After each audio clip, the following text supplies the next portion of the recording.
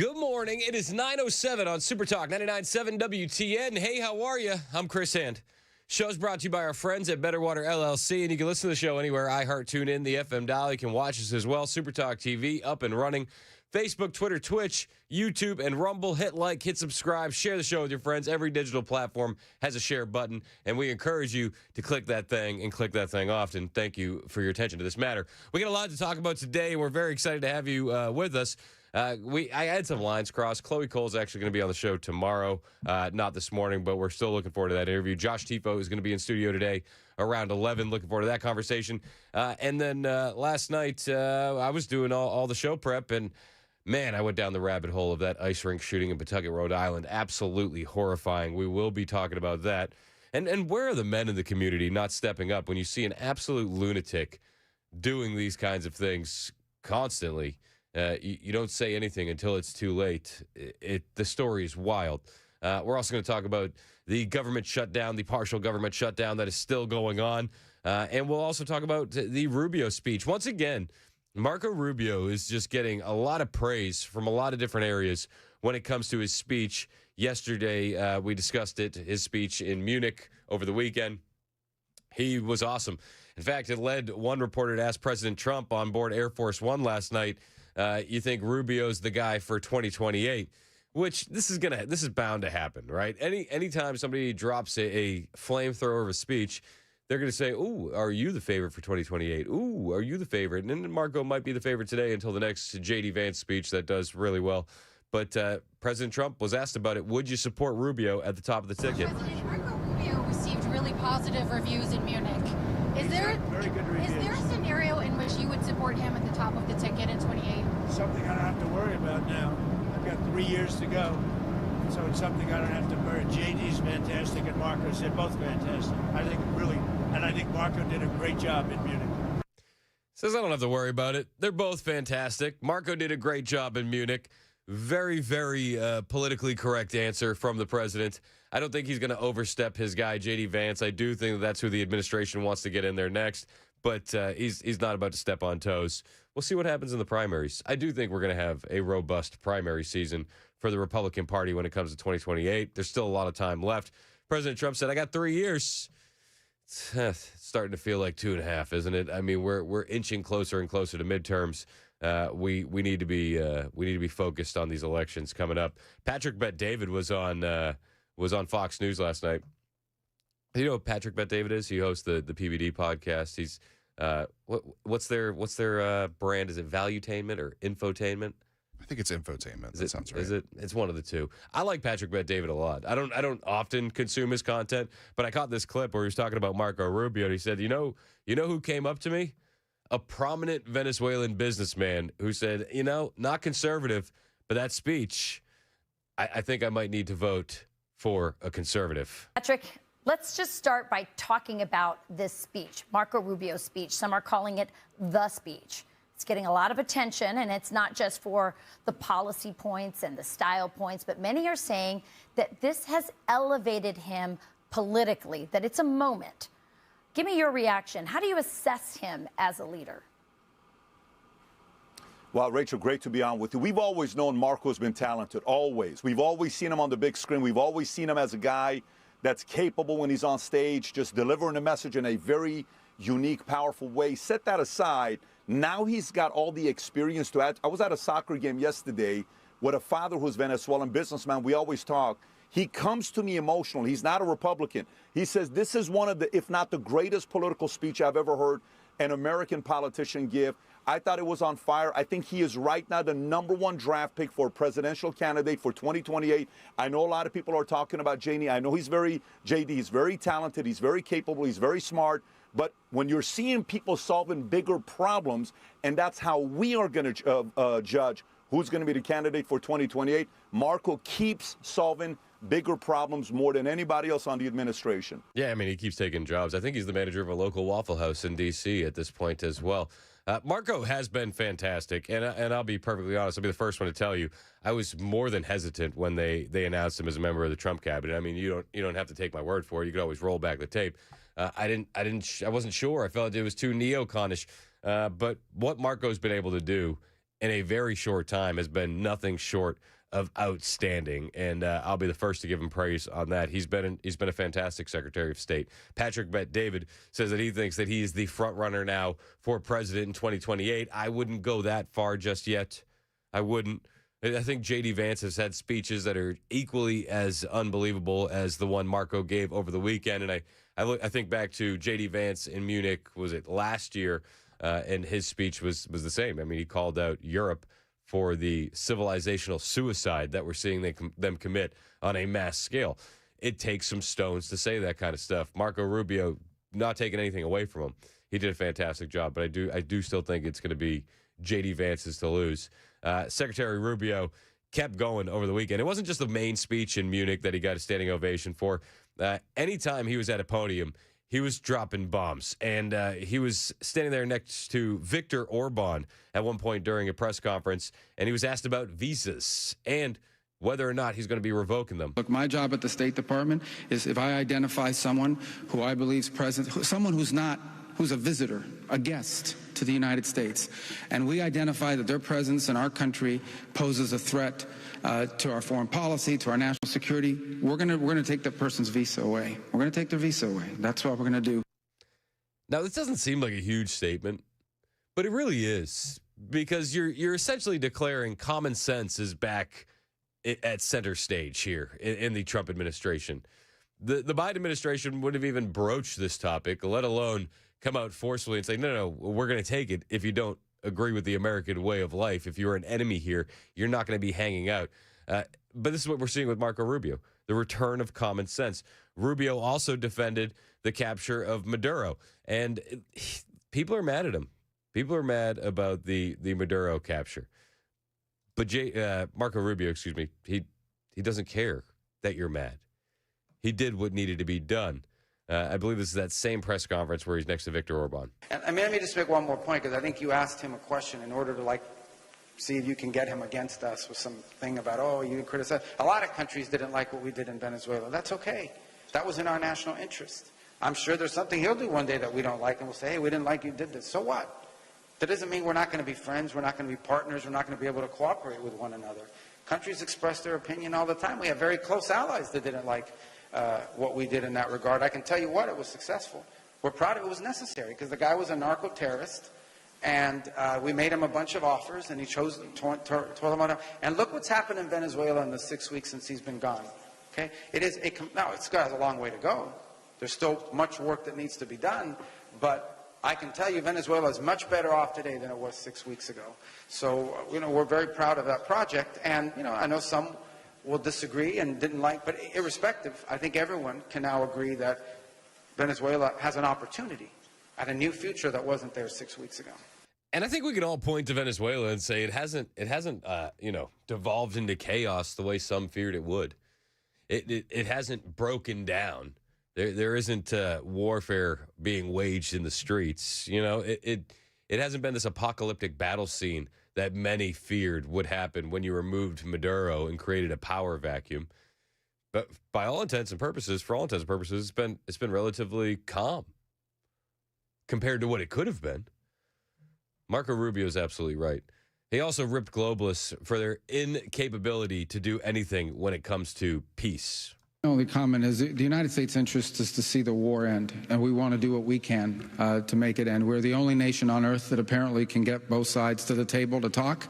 I'm not here to insult anybody, but the United Nations hasn't been able to do it. And there's no other country in Europe that's been able to do it. The United States has been successful at being able to get both sides to talk. I mean, for the first time, in a number of years, you actually have at a technical level military officials from both sides sat down last week in the Middle East, and we'll restart those talks again in Geneva later this week. He's calling out the EU and NATO for not being able to even get Vladimir Putin or Zelensky to the negotiating table. Donald Trump got in there, and the war hasn't been ended, but you have both sides talking. Said the United States' interest is to see the war end, and we're the only nation on earth that's bringing them to the table. He's absolutely right, and he's negotiating from a position of strength here. He's speaking to the people of Europe from a position of strength and truth, and that's massive. Meanwhile, while the conservatives are showing up and showing out on the world stage, we had a lot of leftists doing the exact opposite. I missed this clip yesterday, but did you see AOC? She said that she was talking about Venezuela, and she said that Venezuela is not below the equator. She said Venezuela is below the equator, and that the U.S. shouldn't engage in military action just because it's below the equator. Now, if you've looked at a map recently, it is not below the equator. She got a standing ovation for being stunning and brave anyway. You know, we look at what happened in Venezuela, for example. It is Also, can we just talk for a second? Venezuela. Why do they have to put this? Why does she have to put the Spanish accent on it? It's Venezuela. Can we just talk like humans instead of trying to act highfalutin here at the Munich Security Conference? You know, we look at what happened in Venezuela, for example. It is not a it is not a remark on who Maduro was as a leader. He canceled elections. He was an anti-democratic leader. That doesn't mean that we can kidnap a head of state and engage in acts of war just because the nation is below the equator. And I mean, absolutely stunning and brave, except for the fact that the country is not below the equator, unless you're looking at the map upside down, in which case I'll apologize to AOC. I don't want to, I'll give her the benefit of the doubt. Maybe she just looks at her maps upside down. But she's still got a standing ovation. These people are so dumb. That's not even the dumbest thing she said, actually. President Trump was asked about AOC, and he's not exactly impressed with not just AOC, but with Gavin Newsom and Hillary Clinton and the other Democrats that embarrassed themselves in Munich. He was talking about this last night on Air Force One. I watched AOC answering questions in Munich. This was not a good look for the United States. I watched Gavin Newsom answering questions in Munich, and this was a bad look for our country. These two people are incompetent. And at least Hillary's competent. She's just Trump deranged. She was so deranged. She is an angry woman. But I watched the other two speaking and answering basic questions. Look, Gavin has destroyed California. And AOC, I never heard her speak very much. And they started answering questions. She had no idea what was happening. She had no idea how to answer, very important questions concerning the world. But she can't answer questions concerning New York City either, because New York City is got some problems.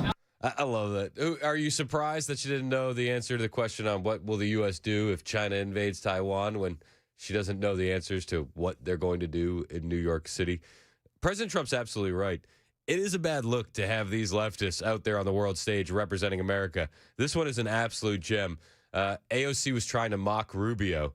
And if you're a horse person, you'll catch this right away. Rubio's speech was a pure appeal to Western culture. My favorite part was when he said that American cowboys came from Spain.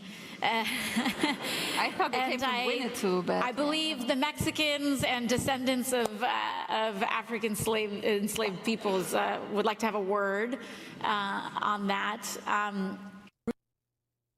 Who's going to tell her? Do you think somebody told her already that it was Spain that introduced horses to Mexico?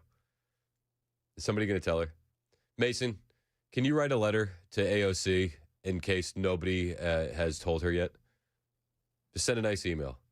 I'll do my best. Thank you. It may have a little spite in there, but I'll try and make it as nice as I Run can. it through ChatGPT and say just eliminate the spite, and then invite her on the show. I'll tag that on the end. Perfect. Thank you. It's not even some of the worst stuff that AOC said. I'll bring you more from AOC, plus more from President Trump. He had more to say about Hillary Clinton while he was aboard Air Force One. We'll talk about all that and more on the way. It's 9:21. This is Super Talk 99.7 WTN.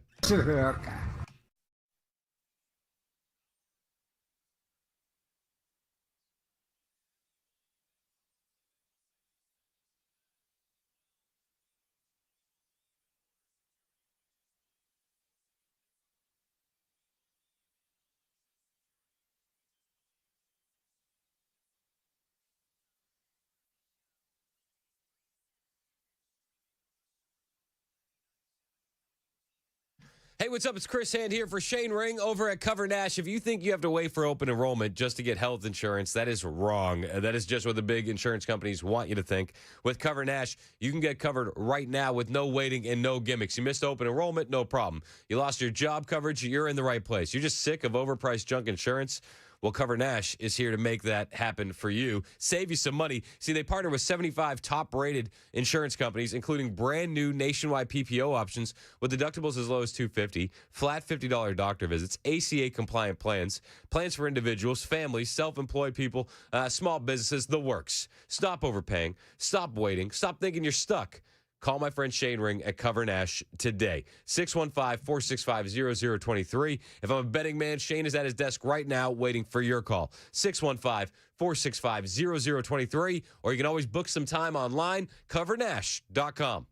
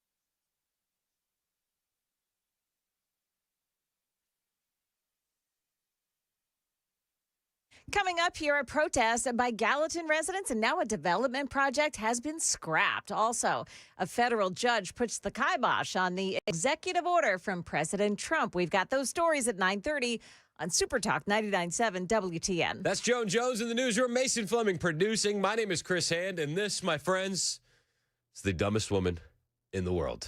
Rubio's speech was a pure appeal to Western culture. My favorite part was when he said that American cowboys came from Spain. I thought they came from Winnetou, but I believe the Mexicans and descendants of African enslaved peoples would like to have a word. Yikes. You notice that the moderator tried to save her, too? Like, she's like, oh, no, you're going down the wrong path. Let me jump in. And then AOC just confidently and arrogantly continued talking over her. She's like, hold on. I got this mic drop line that I really need to use. Please don't interrupt me. I'm speaking. I'm the boss. Everybody knows that. But I'm the cowboy now. Yeah, look at me. I'm the cowboy now. But that's not even the best one. One of the best ones was she said whiteness is an imaginary thing. Before we do this, it's always an attack on white people, right? And you even hear that when she says, "Oh, Rubio's speech was an appeal to the West." What exactly is wrong with an appeal to the West? There's nothing wrong with it. But you see, she looks at the West and then she instantly sees evil white people. So the West needs to be dismantled. White people need to be dismantled as well. This was also AOC. There's a very big difference between whiteness and national, like your actual culture, right? Whiteness is an imaginary thing. Being German is real. Being Italian is real. Being English. These are rich cultural heritages that are based on values, and they are so much a part of what make our cultures and our societies what they are. She's kind of making the argument for Rubio there a little bit. You notice that? It's not about whiteness. It's about the German culture, the English culture, the Italian culture. And yes, that's what Rubio was railing against. You see, you're importing the third world, and these cultures are slowly but surely disappearing. It's suicidal empathy, and it's civilizational erasure. Whiteness is an imaginary thing? I don't know about that. 9:30, Super Talk, 99.7 WTN.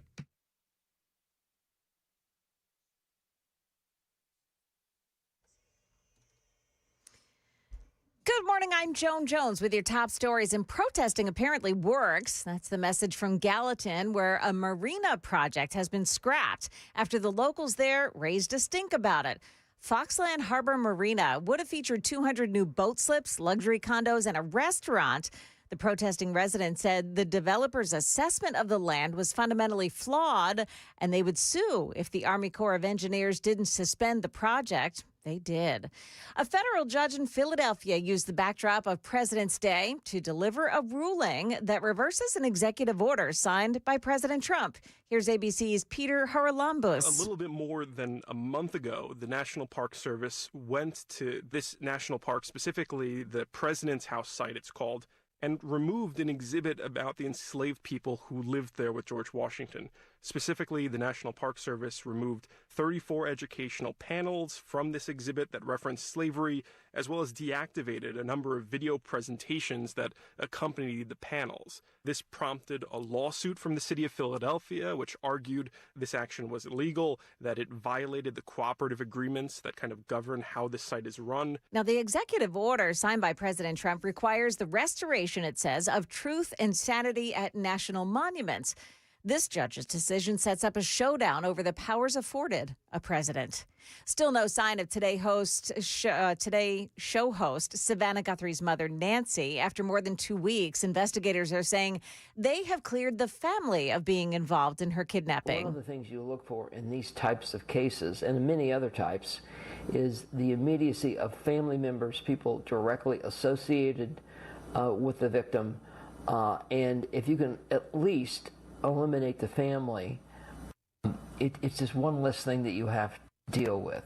ABC News contributor and former FBI agent Brad Garrett there. He says investigators now can focus on other leads that they may receive. That is the latest news. Weather is next. I'm Joan Jones, WTN News.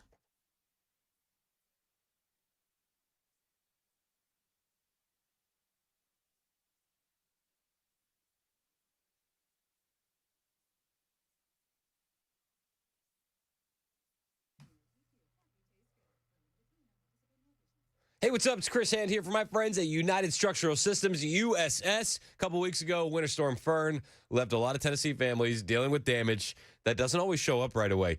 We had some flooding. We had some waterlogged soil, those freeze and thaw cycles.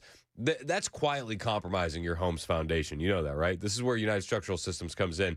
For more than 30 years, USS has been helping homeowners across Tennessee repair foundation that has been damaged by storms and severe weather. They don't offer quick fixes. They deliver long-term solutions because your home is too important to gamble with. What really sets USS apart is their commitment to the community, and we talk about this all the time. We're actually really proud to have a sponsor like this. They support local schools, neighborhoods, organizations like Habitat for Humanity. This March is going to be their 10th Habitat build right here in Middle Tennessee, Ashland City to be exact. USS volunteers are framing and installing roof trusses, helping a family rebuild on solid ground. That's service, that's integrity. If your home has a foundation issue after severe weather, choose a company that stands with Tennessee families. Choose USS. You can find them online at USSTN.com, or you can call 615-488-7855. 615-488-7855, USSTN.com.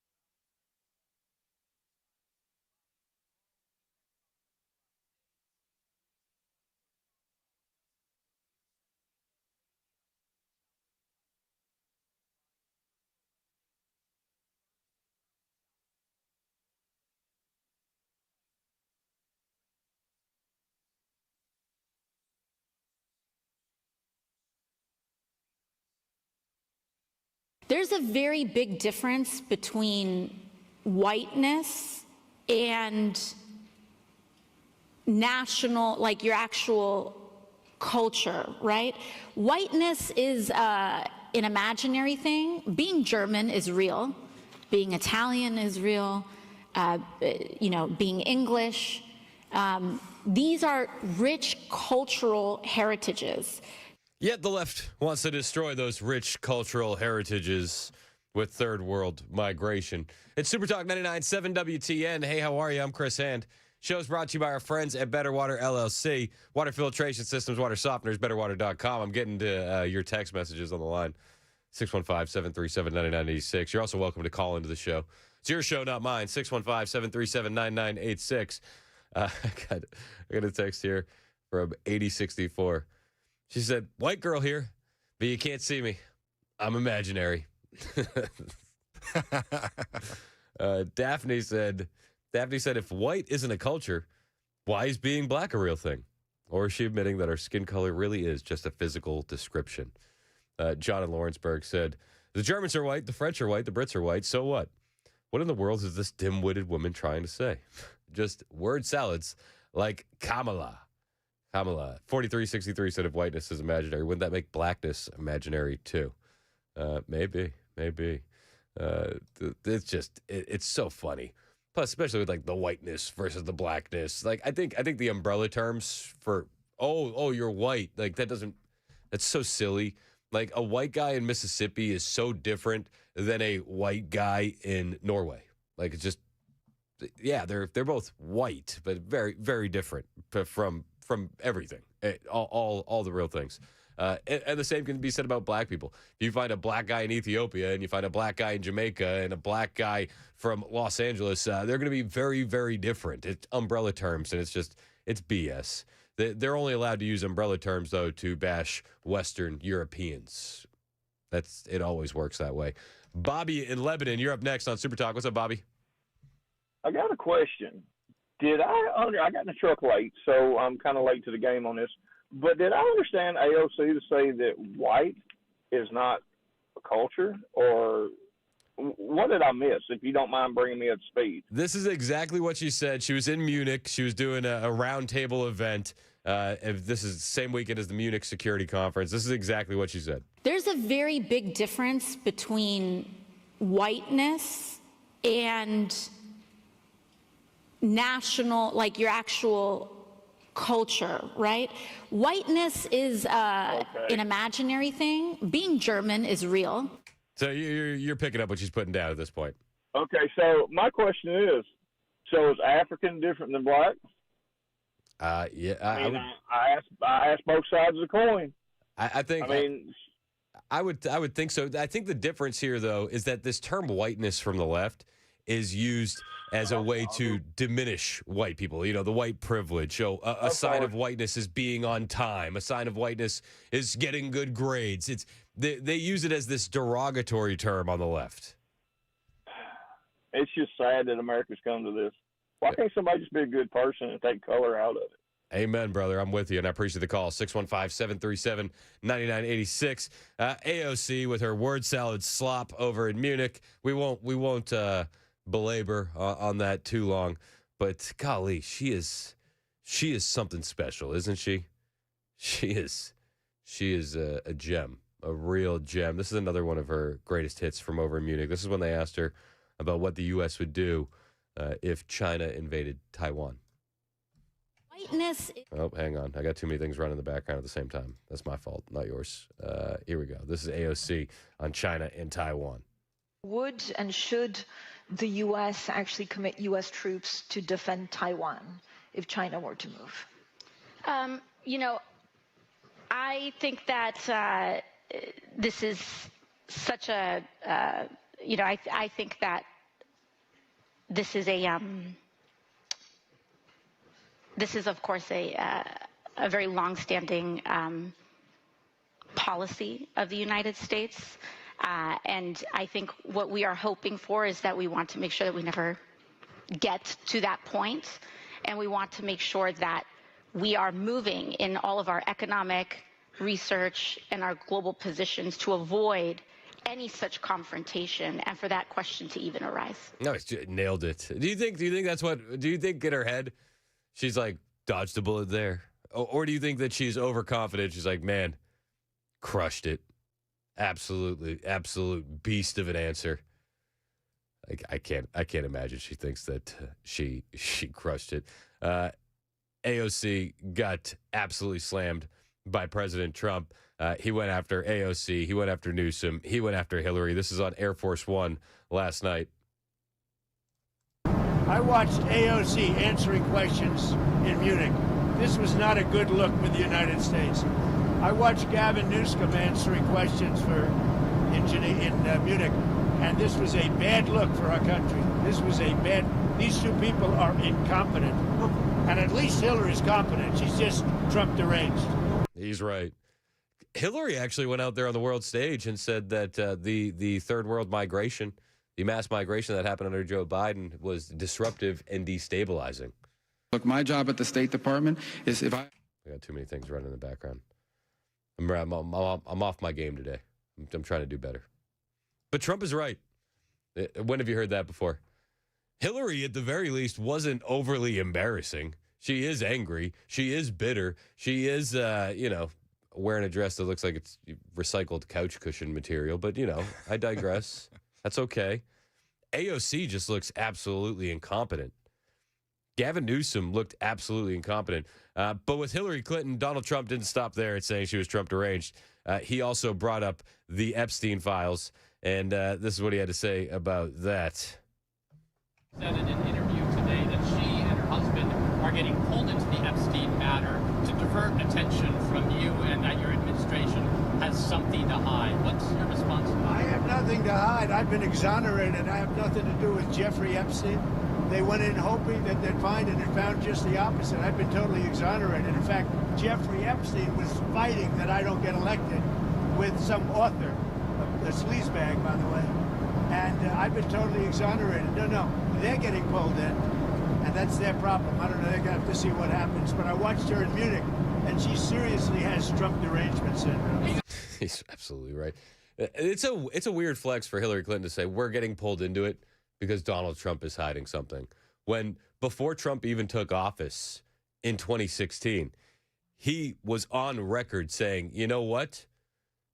Hillary's got some issues. Bill's got some issues coming up with the island. Prince Andrew has got some issues coming up with the island. Trump was one of the first people to say it publicly. He was one of the first people to contact police privately. We've talked about the Palm Beach Police Department and how he went to them and said, you guys need to be investigating this. You also need to look into Ghislaine. She's an operative. She's an evil woman. Look into this. Thank you for doing this. Trump was the one to do that. Bradley Edwards, attorney for 70-plus Epstein victims. Trump was the one who gave him actionable information that helped them in their suit. Trump has been vindicated. Now, all that aside, the Epstein files are still very infuriating because it does feel like he has this within reach to really drop the hammer on some of these bad men, the Les Wexners of the world. He could direct his DOJ to do that today. And they could open an investigation, and they could grab these guys. They absolutely could. The DOJ has handled this embarrassingly bad. Embarrassingly bad. Just last night, do you know what I was doing? Do you know what I learned? If you go onto the DOJ's Epstein files, right, and you search for no image produced, I learned this on the internet, and I did a couple, and then I started getting scared. I'll be honest with you. So you search no image produced, and you click it. And what pops up is a PDF file that's all white, and it says just that in big black bold letters, and it says no image produced. Well, some weaponized autist on the internet figured out that if you replace .pdf with .mp4, you get the unredacted version of the file. The DOJ has handled this embarrassingly bad. So I'm doing this last night, and I'm like, I wanted to see what they're hiding. And I feel like a lot of Americans feel that way too. And I did about 4 or 5 files. And then I'll be honest with you, I got spooked. And I put it away. I said, well, it's not the first list I've been on, but it probably won't be the last either. but I just made a list. 100%. It's been handled embarrassingly bad by Pam Bondi. It's been handled embarrassingly bad by Kash Patel. The fact that Howard Lutnick still has a job in the administration is embarrassing. You see what's happening over in Europe with Mandelson, and then you see all the CEOs that are stepping down. Lutnick should be gone. We can find another Commerce Secretary. Bondi should be gone. We can find another Attorney General. And if Kash Patel thinks that there's nothing there, I think that we need to find a new FBI director too. All that to be said, that doesn't mean that the information isn't siloed away from the president. That doesn't mean the president hasn't been vindicated. But the blame is still going to fall at his feet if there is no accountability, and we all know that. Everybody knows that. But yeah, the Epstein files, man, you go on, you search no image produced, and you replace, they might have fixed it by now. It seemed like they were in the process of fixing it last night when we were going through. But you take out .pdf after searching no image produced, and you put in .mp4, and there's the whole file. Absolutely bananas. How could they let something like that happen? Now, the files that you do find are redacted. However, some of them are just embarrassingly bad. There was one I saw of a woman dancing around, and the box is like following her. And then at one point, the box is just completely off of her face. It's like, were you even trying? Were you even trying?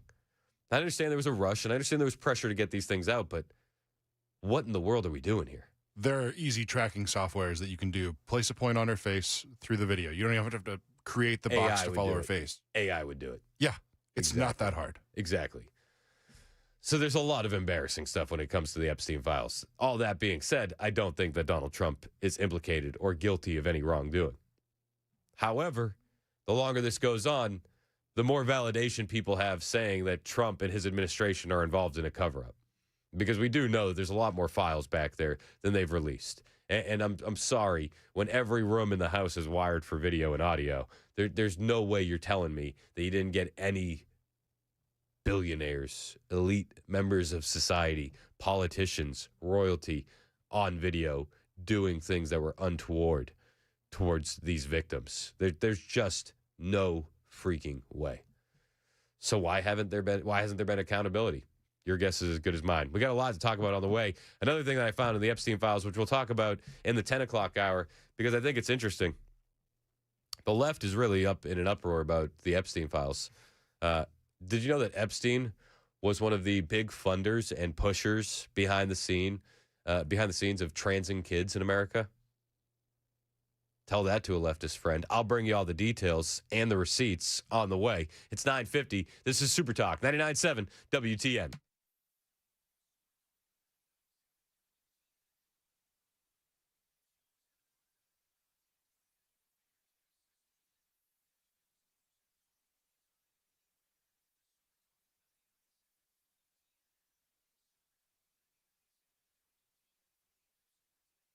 Hey, what's up? It's Chris Hand here for my friends at Better Water LLC. If you're tired of weird smell, stains, just plain old bad tasting water at the house or the office, these are the people that you need to call. You can think of it like installing a giant Brita filter for your whole house, or you can scale one down that fits right under your sink, or you can get one for your entire business, and they handle everything. You might have some nasty stuff in your water.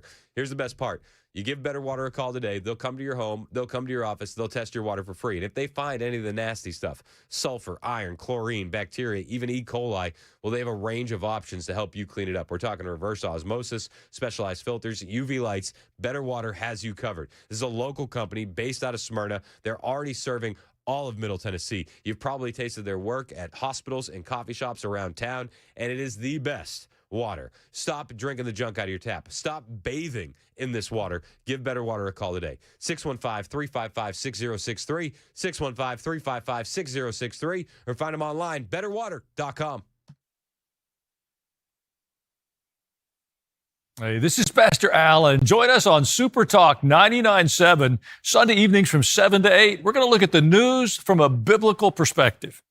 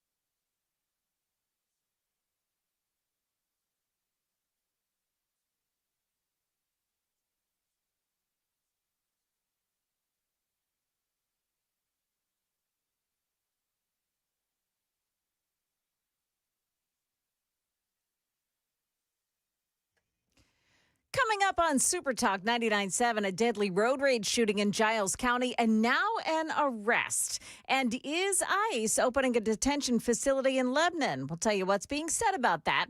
We've got that and more coming up at 10 on Super Talk 99.7 WTN. With a tease like that, I feel like the meme where it's the little kid with the fingers crossed. It's like, ooh, I wish they would. Ha. But I have a feeling that Joan Jones is going to be bringing the disappointment at the top of the hour. Oh, well, see that? Now you got to listen. Oh, we got to listen. Yeah. We got to listen. Yep. Anytime that Epstein comes up, the audience is instantly divided. I got a text from 6455. Trump is not off the hook. He has not been exonerated. Okay. Yep. Sure thing, pal. Explain to me why Merrick Garland didn't use these so-called files, the smoking guns, against Donald Trump. Explain to me why the story hasn't changed with Trump and Epstein for years, a decade at least. And then I get other text messages, and this is like I assume this is from the MAGA base, and I get one from Debbie, and Debbie texted and said, "You're Epstein deranged." Okay, I think that the truth is pretty much in the middle here, and I think I've been more than fair when it comes to the Epstein files, more than fair. But hey, what do you want from me? I'm but a humble DJ. I'm not the guy with the answers to everything, and I will let new information change my mind. I'm not Epstein deranged by any stretch of the imagination. And I don't think you have to be Epstein deranged to say that the DOJ hasn't exactly handled this the right way. I mean, starting right away with the binders that they dropped on the influencers. From day one, it has been a clown show with this DOJ and the Epstein files. That's not my doing. And when I observe these things, that doesn't make me Epstein deranged. It's just the facts. On the way, we do want to talk about this story out of Rhode Island, which I do think ties into Epstein. The shooting that happened there last night, unbelievably horrific, so dark and so scary. We're gonna talk about that. In the meantime, though, we still currently have a government shutdown, and Democrats are being asked, what's the end game with this DHS shutdown, the partial shutdown that's happening in the government? Democrat Rep. Adelita Grijalva was on CNN, and she was doing what Democrats do, blaming the Republicans for the shutdown.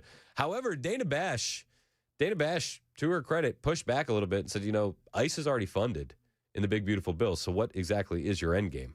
The border czar Tom Homan said the lapse in funding really isn't impacting immigration operations nationwide because, as you know, they already got a big chunk of change from a bill that was passed by Republicans last year. What's the end game here? Really, we just have to be clear. It's Republicans who are shutting down DHS and because they refuse to hold ICE accountable. I got it. Are you keeping score at home? You kind of knew that was going to be the answer, right? We all did. Democrats point the fingers at Republicans while they refuse to vote to reopen the government. It's a tale as old as time at this point, and this partial government shutdown is going to last at least through the State of the Union. Make no mistake about it. It's a great political weapon for these Democrats, and they're going to use it as best they can. However, you look at the polling on the last government shutdown, I don't know how effective it's going to be, but we're here for it, and we'll keep you updated on it. It's 10 o'clock on Super Talk 99.7 WTN.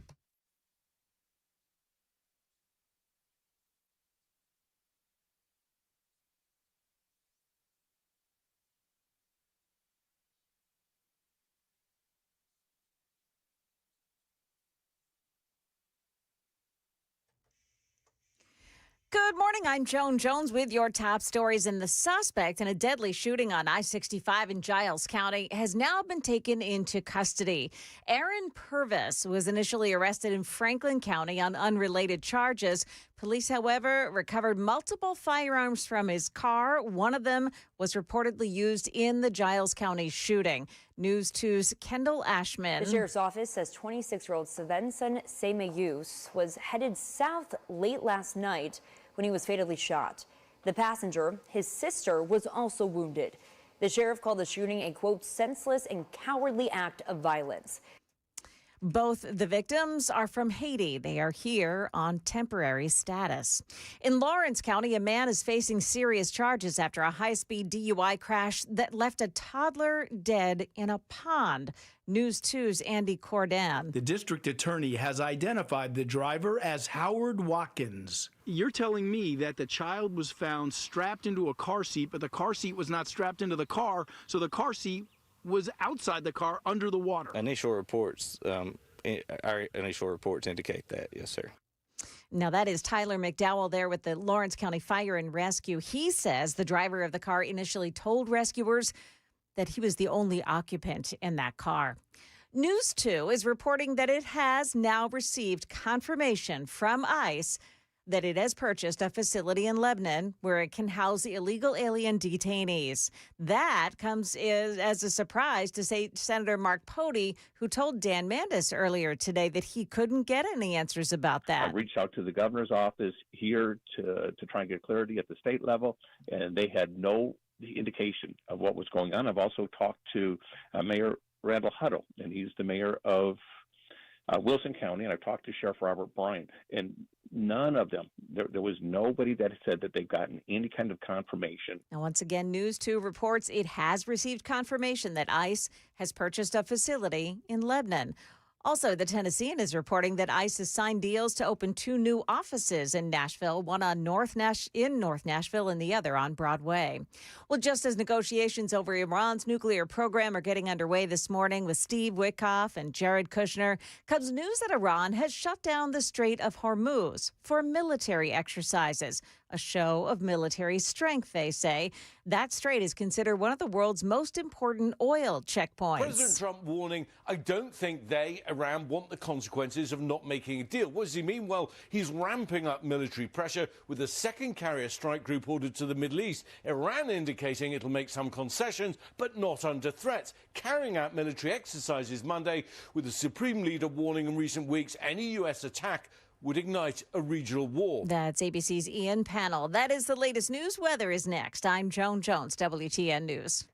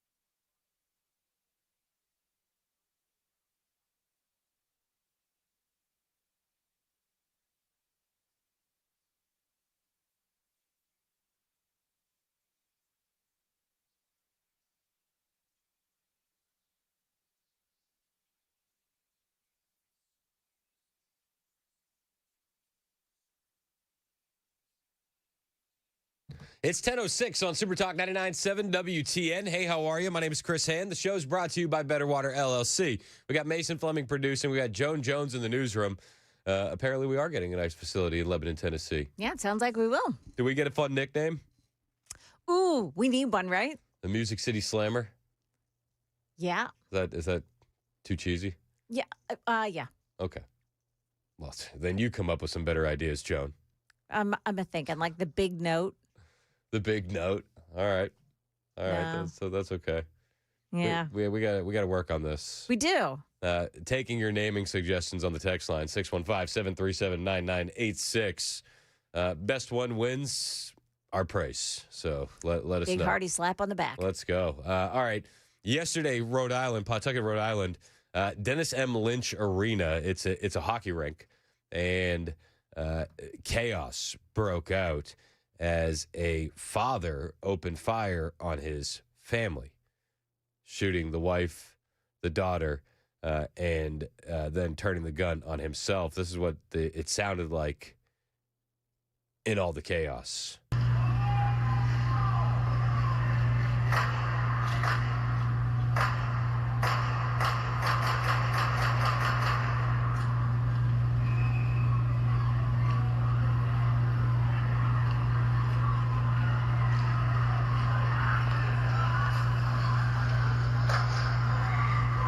That last gunshot that you hear there is the shooter taking his own life, the coward's way out, an absolute coward. I don't understand the thought process behind this. It's so hard for me to wrap my head around something like this, where and I don't mean this to sound grim, but like I can understand crimes of passion, right? Like I can understand husband and wife, but what the hell do the kids have to do with any of this? It's heartbreaking. Absolutely heartbreaking. And it happened in a hockey arena. I spent many of my days of my youth in hockey arenas. And even here in Nashville, I would get my boys down at, Ford Ice Center in Antioch. And we play some hockey, and very familiar with that kind of atmosphere. And for something like that to happen, it's like, oh my gosh. What this country is just an absolute mess. This is here's what we got. Here's what we know right now. Man kills his own wife and child, and then turned the gun on himself at an ice rink in Pawtucket, Rhode Island, during a high school hockey game. The third child survived and is hospitalized. WCVB in Boston has the full report. The suspect's name was Robert Dorgan, but he went by Roberta.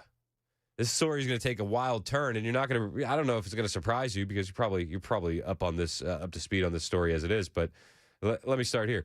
Police identified the shooter involved in a deadly assault inside a hockey rink in Pawtucket, Rhode Island, and credited a Good Samaritan for helping stop the attack. I actually, excuse me, I actually saw the video of the Good Samaritan. Do you know what he was wearing? And he was wearing a jersey with the number 47 on it. I don't know if it was a Trump shirt. I don't know if it was a MAGA guy, but that's where my head went just from the jump when I saw the video. That Good Samaritan jumped in. 3 people are dead, including the suspected gunman. Officials said 3 others were injured in the shooting that happened during a scheduled hockey game at Dennis M. Lynch Arena on Andrew D. Furland Way just before 3 p.m. Monday. According to Pawtucket Police Chief Tina Goncalves, the shooting may have been domestic in nature, as the victims are members of the suspect's family and a family friend. The investigators believe the shooter fatally shot himself after the incident. A Good Samaritan stepped in, interjected in the scene, and that's probably what led to a swift ending of this tragic event, the police chief said. Police chief later said the shooter was born in 1969, was born Robert Dorgan, but also used the name Roberta and the surname Esposito. More than one weapon was recovered from the scene, the police chief said. A number of schools were participating in this hockey tournament, and they're all rocked. All these kids are rocked. That's not what you expect to happen inside a hockey rink. All the schools involved in the game confirmed that their students and players were not injured during the shooting. 16-year-old goalie for the Coventry team said he was on the ice when shots rang out. Said, "I'm overwhelmed, but trying to stay calm. You don't know what it feels like until you're in it." In the wake of the shooting, Rhode Island Interscholastic League announced that it was temporarily suspending all games. out of respect for the victims and to reflect upon this senseless act of violence. A bus filled with hockey players, parents, and family members who were inside the arena at the time of the shooting were taken to Pawtucket Police Headquarters.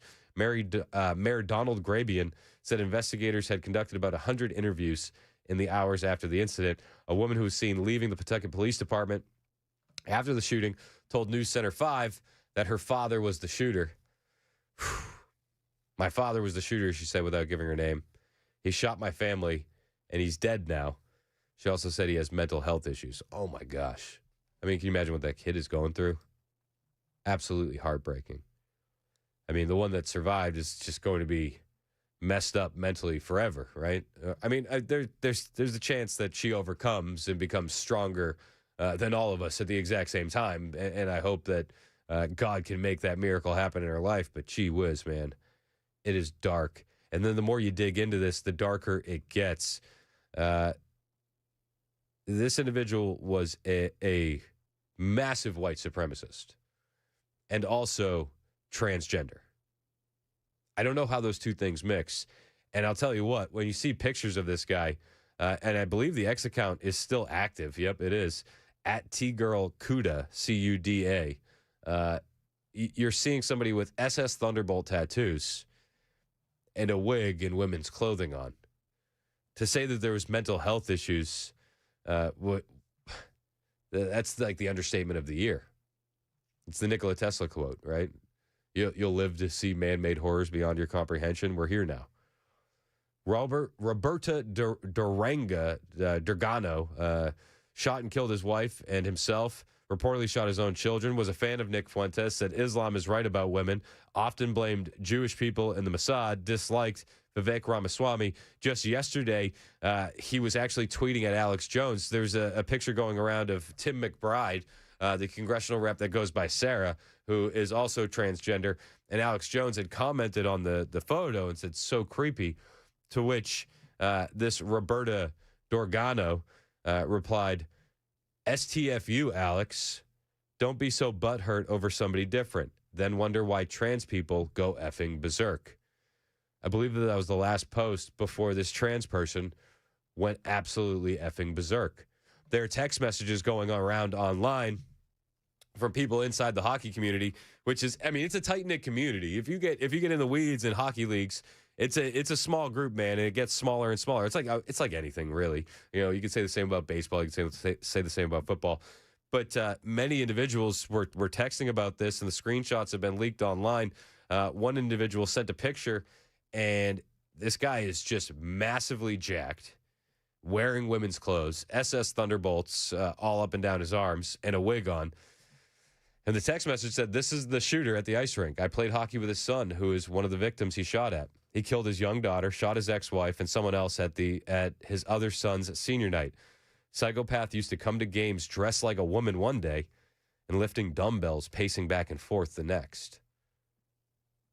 And everybody's told that this is fine, and you're a bigot if you say anything. When are we as society going to say, no, enough is enough? This is a mental health issue. This is not you being your authentic self. This is mental illness. And it's probably compounded by the drugs you've been put on by these so-called healthcare providers. It is dark and it is evil. This is what spiritual warfare looks like. This is someone who's possessed. This is someone who's possessed. Same texter said that they saw the video. 2 men tried to restrain him after he fired his handgun. There's pictures of him online, and I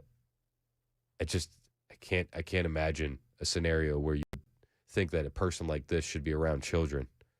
There's a picture of him in a dress, again, the SS Thunderbolt tattoos up and down his arm, holding a baby, feeding the baby with a bottle. And I'm just like, who in their right mind would let this kind of an individual hold their child? It's absolutely insane. It's absolutely insane.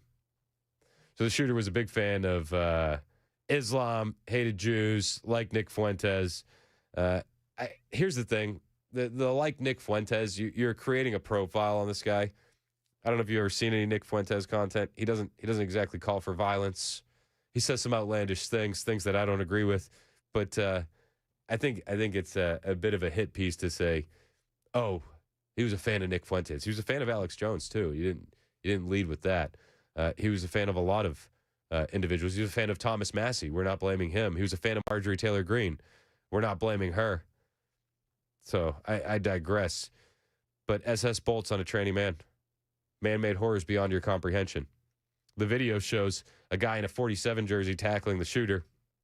And I do wonder if that was just a strong conservative male who said enough is enough, and he ran towards danger. I mean, at the very least, we know it was a man who said enough is enough and ran towards danger. And for that, we thank him. He probably saved countless lives.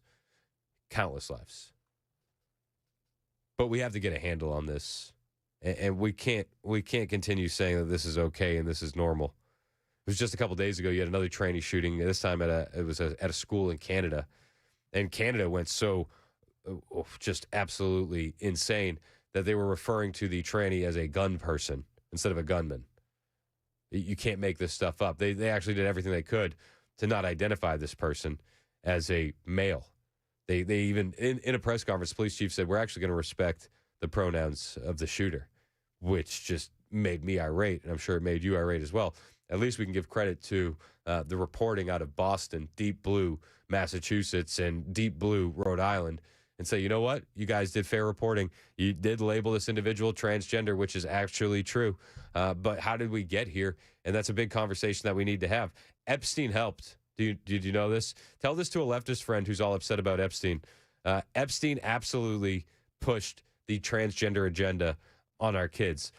Sayer G is a senior advisor for Maha Action, founder of Green Med Info, chairman for Global Wellness Forum, co-founder for Stand for Health Freedom. And he posted an eye-opening thread from the Epstein files that show Epstein was at the core of the transgender ideology when it came to our kids here in America. A convicted sex trafficker told a biologist, produce research on transgender biology or I cut your funding. The biologist complied. 6 EFTA documents connect Jeffrey Epstein to the construction of America's transgender medicine industry. The biologist was Robert Trivers. After 7 years of continuous support from Epstein, Trivers was desperate. He couldn't make rent. And there's an email here. If you want to see this whole thread, go to my Twitter account, @ChrisHand-on-Air. It's worth the read. And there are links and receipts for all of this. But this guy couldn't pay rent. And Epstein emailed him and said, I thought you might want to focus on transgender biology. People would be interested, and I would fund. And that same day, this biologist bent the knee and started doing some research on that. What did Trivers produce under Epstein's direction? He described trans women as organisms. He dismissed trans men as men with mum-pums, the worst of both worlds. He discussed intervening with hormones on 3-year-olds, and researchers compared his methodology to phrenology. This is the same Robert Trivers who told Reuters that sex with minors isn't so heinous. That guy. But it wasn't just the research. Epstein also funded the surgeon. Dr. Jess Ting received a $50,000 Epstein grant, visited his private island, and went on to build America's first comprehensive transgender surgery program at Mount Sinai. By 2017, Ting told Epstein he'd given up plastic surgery and jumped into the world of transgender surgery. By 2018, Epstein was forwarding Ting's email about the program to an associate. He wasn't just receiving updates, he was circulating them. Ting also solicited Epstein's money for Born to Be, the Emmy-nominated documentary promoting Mount Sinai's Transgender Surgery Center. You know the musical, the transgender musical? Yes. They asked Epstein for money for that. Weird. It gets worse. Epstein wasn't just funding the surgery and the commissioning the research. He was managing the topic across his elite network. 3 more EFTA documents prove it. EFTA, Epstein Files Transparency Act. I'm sure you're keeping score. Epstein tells MIT Media Lab director Joy Ito how to pitch to Bill Gates. Forget transgender, it's trans science. He was curating which science topics to present to the world's richest philanthropist. Transgender was explicitly in his taxonomy. Epstein emails Obama former White House counsel Kathy Remler during the Weinstein scandal. Transgender not yet on Wall Street. He's tracking it like a market force with a smiley face. He asked for Term paper topics in Epstein replies: transgender, life on Mars, self-driving cars, genetic engineering, living to 120 years old. Transgender was first on that list. First. Same month, he commissioned Trivers to do research, front of mind across every register of his correspondence. 6 documents, 1 pattern. He funded the surgery. He commissioned the research. He routed the agenda to Gates, MIT, Obama's White House, and then he sought to fund the propaganda. All after his 2008 conviction. All while he was still abusing children. On December 18th, 2025, our current HHS declared gender-affirming care for minors to be chemical and surgical mutilation. The government addressed what these procedures do, but these documents, which you can find on my Twitter account, at Chris Hand on Air, because I've retweeted this whole thread, these documents answer who built it. And if you got a leftist friend who's very upset about the Epstein files, let him know Epstein was the driving force behind the transgender policy in America when it comes to our kids. It's 1022. This is Super Talk, 99.7 WTN.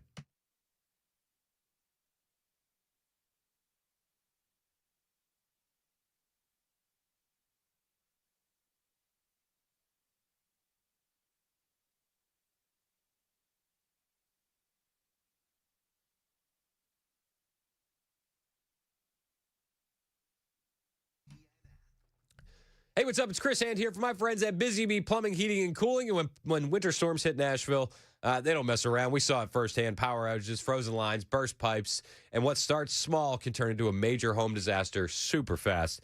And that's why now is the time to call Busy Bee Plumbing, Heating, and Cooling. They're the team that you can trust when it matters most. Like a savings of 40% off a whole home surge protector with any electrical repair. You can protect your home from sudden outages and damaging voltage spikes before the next storm rolls in. If freezing temps have done a number on your plumbing, Busy Bee's offering $500 off select whole home water repipes.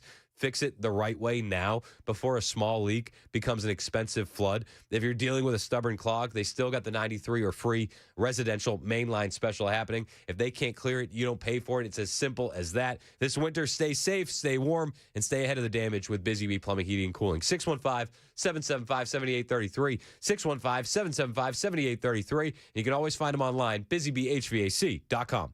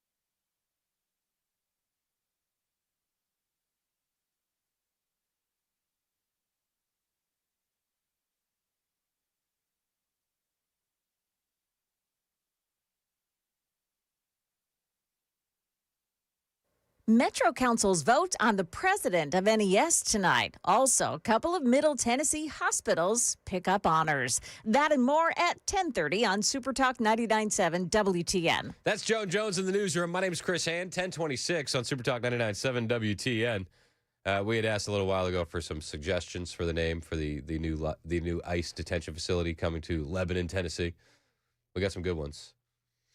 Josh made a good point, though. Do you see what Josh texted?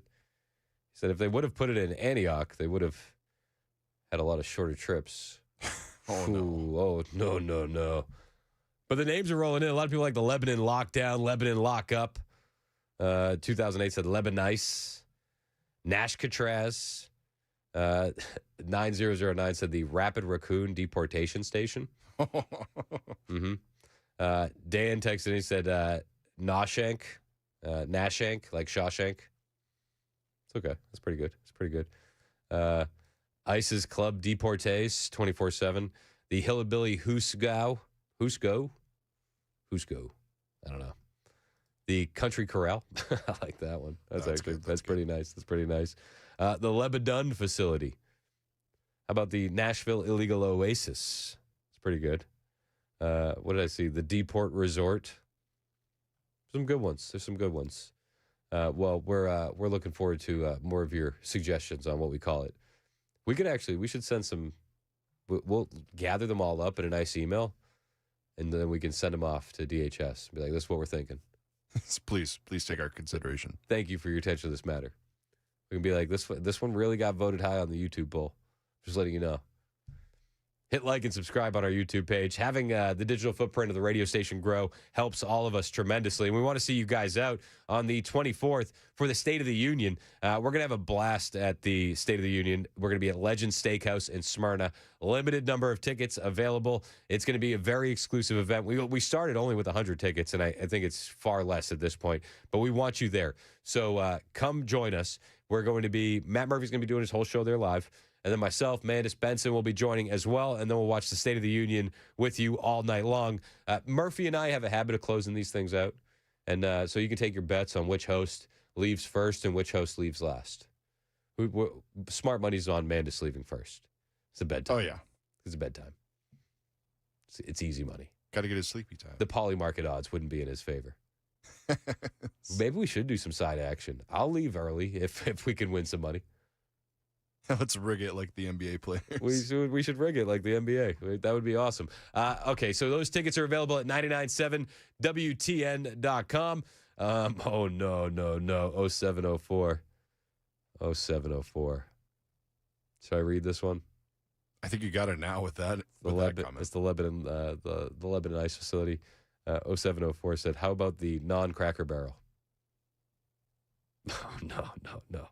Say that one more time. The non-Cracker Barrel. Oh, I know. Listen, illegal Russians and Europeans can get it too, actually. That's a nasty one. That's nasty. 8717 said, has Afton Bain thrown a fit about the ICE facility yet? I'm sure she's just on her bathroom floor crying, and we'll get a public statement here momentarily. It's 10:30 on Super Talk 99.7 WTN.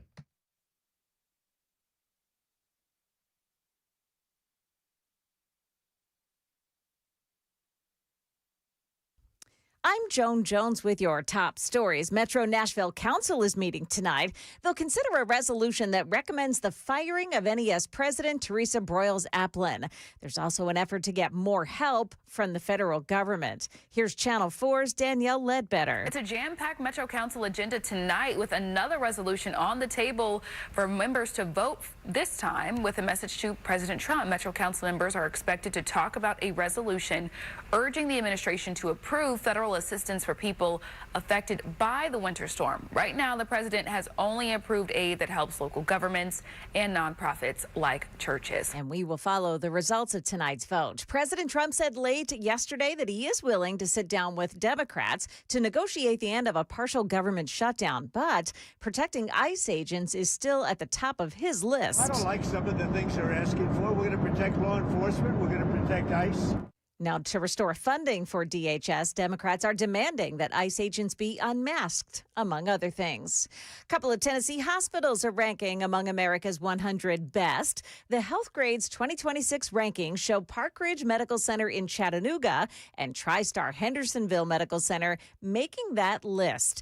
In fact, there were 8 Tennessee hospitals that ranked in the top 250 nationwide, and all of them are in Middle Tennessee and Chattanooga. There were none from Knoxville or from Memphis. That is the latest news. Weather's next. I'm Joan Jones, WTN News.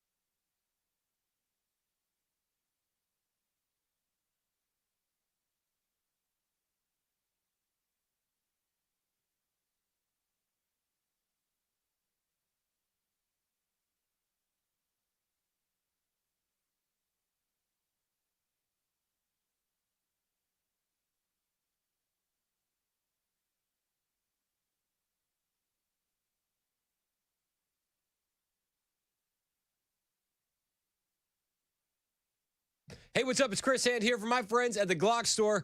Power is back on. I think we've firmly established that power is back on at the Glock store. No more working by muzzle flash or optics for your Glock. No. They got the lights on. They got the heat on. The Shoot 270 indoor ranges are open. Power is back. The showroom is bumping, and they're here for business. They got the Great Ice Storm of 2026 sales still going on.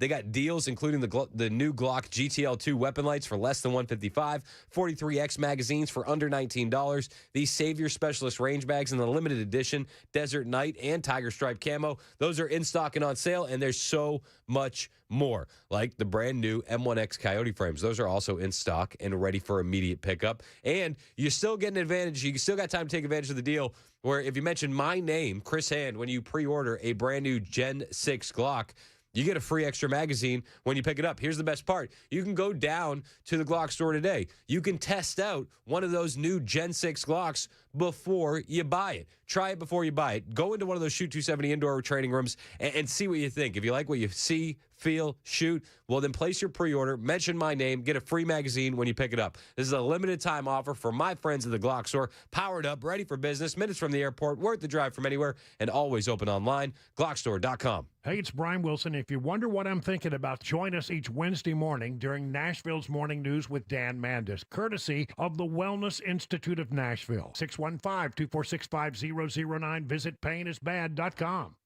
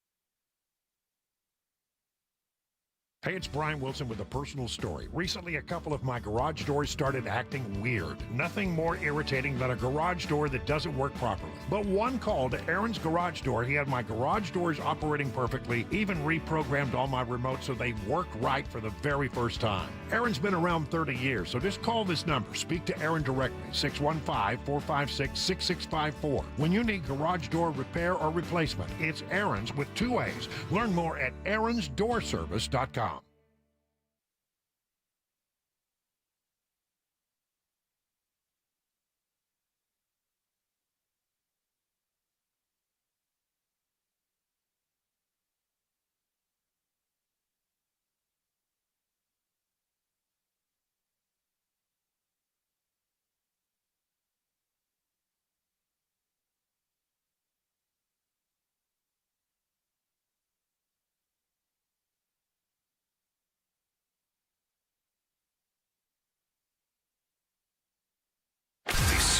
The Chris Hand Show on Super Talk 99.7 WTN. It's 10:36, Super Talk 99.7 WTN. My name is Chris Hand. We are, February 17th? We're rocking. Before we know it, we're going to be in full-fledged midterm season. And have you felt the heat already cranking up? I felt the heat cranking up. There's a big governor's race in California. Eric Swalwell is going to be one of the guys running for governor. He's the one that banged the Chinese spy and farted on live TV. You're familiar, I'm sure. Do you want to know what happened to Eric Swalwell? I think this might make people uncomfortable. I do. Like, more uncomfortable than Eric Swalwell has ever made you before. This is the down and dirty Democrat Party trying to take him out of the race. His high school poetry has been leaked. Oh no. Yep. It's erotic in nature.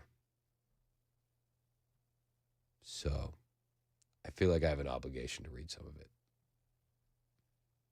I feel like I wouldn't be doing my duty as a host here at WTN if we didn't cover the latest breaking headlines out of the California governor race. Am I allowed to plug my ears while you do this? You are not. Okay. I need you to listen. I need to listen to Eric Swalwell's personally wrote smut. Well, I'm going to read it. This is it's not a recording. There's no audiobook. Though, I bet you he could fundraise off an audiobook. Oh, probably. Smut. You ready? Breitbart has the story. Democrat Rep. Eric Swalwell, current California gubernatorial candidate. He's probably the favorite, too. He's probably the favorite.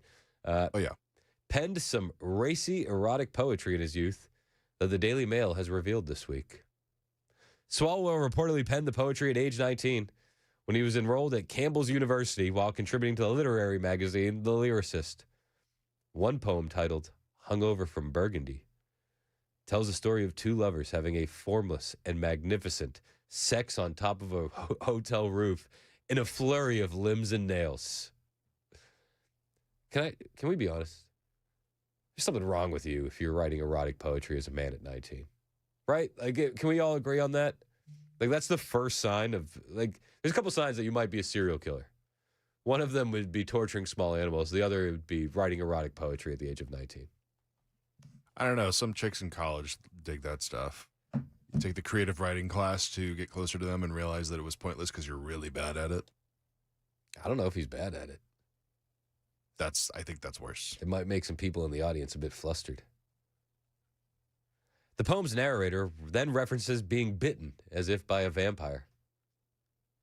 While I screamed, she bent her lips to mine, the passage says. The poem then goes on to describe the couple necking, till veins imploded and exploded, for bounded mouths cannot speak of parting. So he's a big Twilight fan. I guess so. He said, and there was beauty. Formless and magnificent, a flurry of limbs and nails. She chased and I ran. I chased and she ran. It's a little bit weird. You're chasing her down. He likes the pursuit. So he chased her all the way to the top of the hotel. Atop my hotel, she stopped. I leapt for cloth and tan. My anxious arm she bit. My scar is beautiful. This sounds like rape, actually. Sounds a lot like rape. The more I get into this. Yeah. It's a lot worse than I thought it was. Like, now that I'm actually sitting here and reading it out loud, would rape poetry classify as erotic poetry? It's like, to be fair, he did say that she chased him down as well. But then she bit him to get away. He dove at her for the cloth. Got to get that cloth. Here's the thing. I don't think this ends his political career in California. No, it doesn't. At all. No. I mean, you got people in California who have literally made it not against the law anymore to transmit HIV without your sexual partners knowing. So this is not that big of a deal. Didn't they also decriminalize child prostitution? Practically. They said it was for the kids. Got it. Yeah, Eric Swalwell. He did comment on it. And to be fair, he leaned into it, and it was kind of a funny response. And I don't mean to just bang on him completely, but he said he quoted the New York Post story on it, And he goes, if you think my poetry at 19 was bad, wait till you see my 12-year-old diary. All right. Hey, kudos where kudos are due. Lean into it, laugh it off, and move on. That's how you handle these kind of things, right? That is a smart move. That's the only way you can handle it. There's another race that we're very interested in. This one's in Texas. I think it's going to be the most fascinating race of all of the midterms, the Texas Senate race. Jasmine Crockett, you do know that she hasn't slept in months, right? Do you remember that? We played that yesterday. If Jasmine Crockett goes to sleep, democracy dies. So she was also making a speech to Texas yesterday saying if they elect her to the Senate, it will help get the country back on track and make the world a better place. U.S. Senate, with the power that I have to deliver for the people does. This is about delivering. I'm here to tell you that this minority state can make a difference not just for Texas, but for the entire country. And if the United States finally gets back on track, that means that the world is in a better place.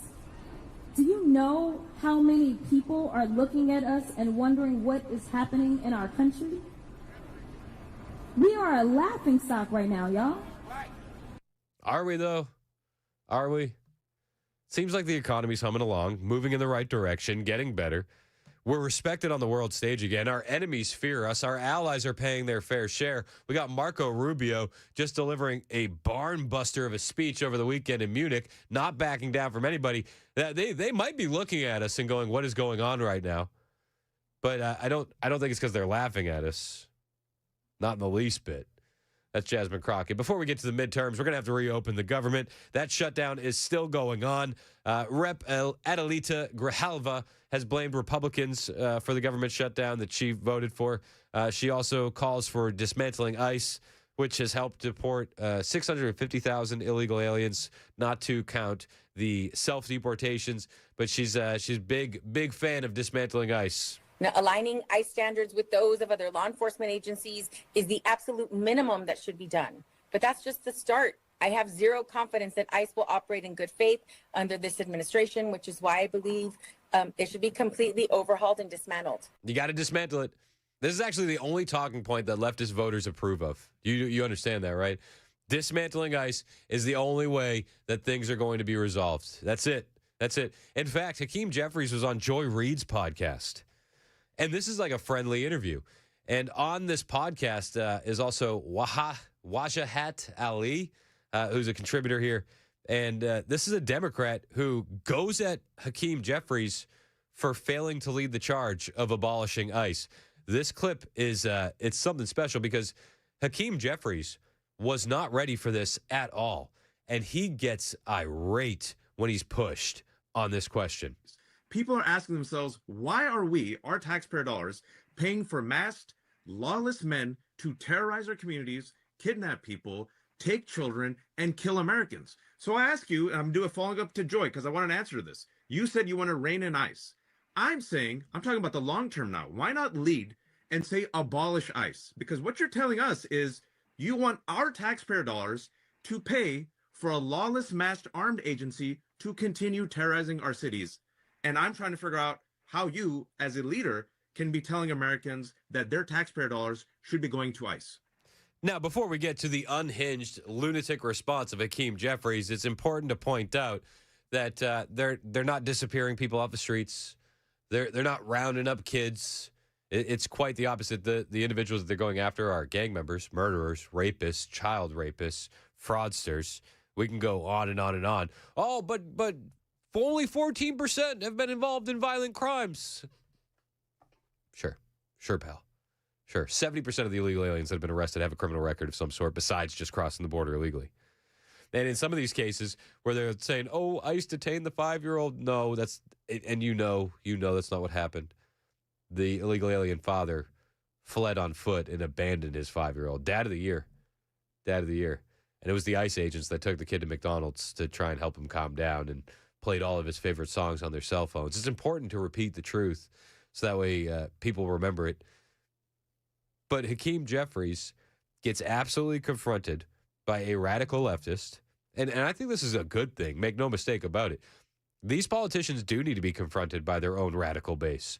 And he says, why aren't you going to lead the charge on abolishing ICE? How are you going to say that our taxpayer dollars should continue to go for this? And Hakeem Jeffries gets caught completely flat-footed, and then he loses his ever-loving mind. I don't understand anything that you just said. I don't understand anything that you've just said to me when I've made clear that taxpayer dollars should be used to make life more affordable for the American people, not brutalize or kill them. That's the whole reason we're in this fight right now. That's the whole reason the DHS is getting ready to shut down. That's So the whole abolish reason ICE. why You agree with me and Joy. Abolish ICE. Listen, I'm going to use the language that I want to use. You can use the language that you want to use. And the language that I'm using right now relates to these type of bold, meaningful, dramatic changes that are designed to save lives right now. I do love a radical leftist trying to hold another leftist accountable. I mean, we've heard the rhetoric coming out of Hakeem Jeffries. They're the Gestapo. They're like the Nazis. This is the 1940s. This is secret police. They're disappearing people off the streets. They're targeting everyone. And so, okay, if that's the case, then you must support abolishing ICE, right? Who would want secret police? Who would want the Gestapo? Who would want the Nazis running around the country? He held his feet to the fire, and I love it. Hakeem Jeffries was not ready for this at all. In communities that look like the ones that I represent. And that's the goal. So let me ask you this. Yeah. And I hear what you're saying. Every single Democrat together in the House and in the Senate is what we're trying to do to give us the best shot to win this fight right now while we're in the minority.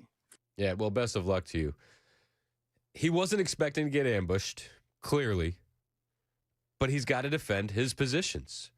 And I love that these leftists are holding their feet to the fire. The Democrat Party is historically unpopular among their base, and it's for reasons like this. They think that they're all talk and no actual fight. And they're just as disenfranchised with their Democratic leaders as we are with some of our Republican leaders. Probably more so, if we're being completely honest. That's what the polling shows, if you believe the polling. I love that he got called out. More Democrats need to get called out.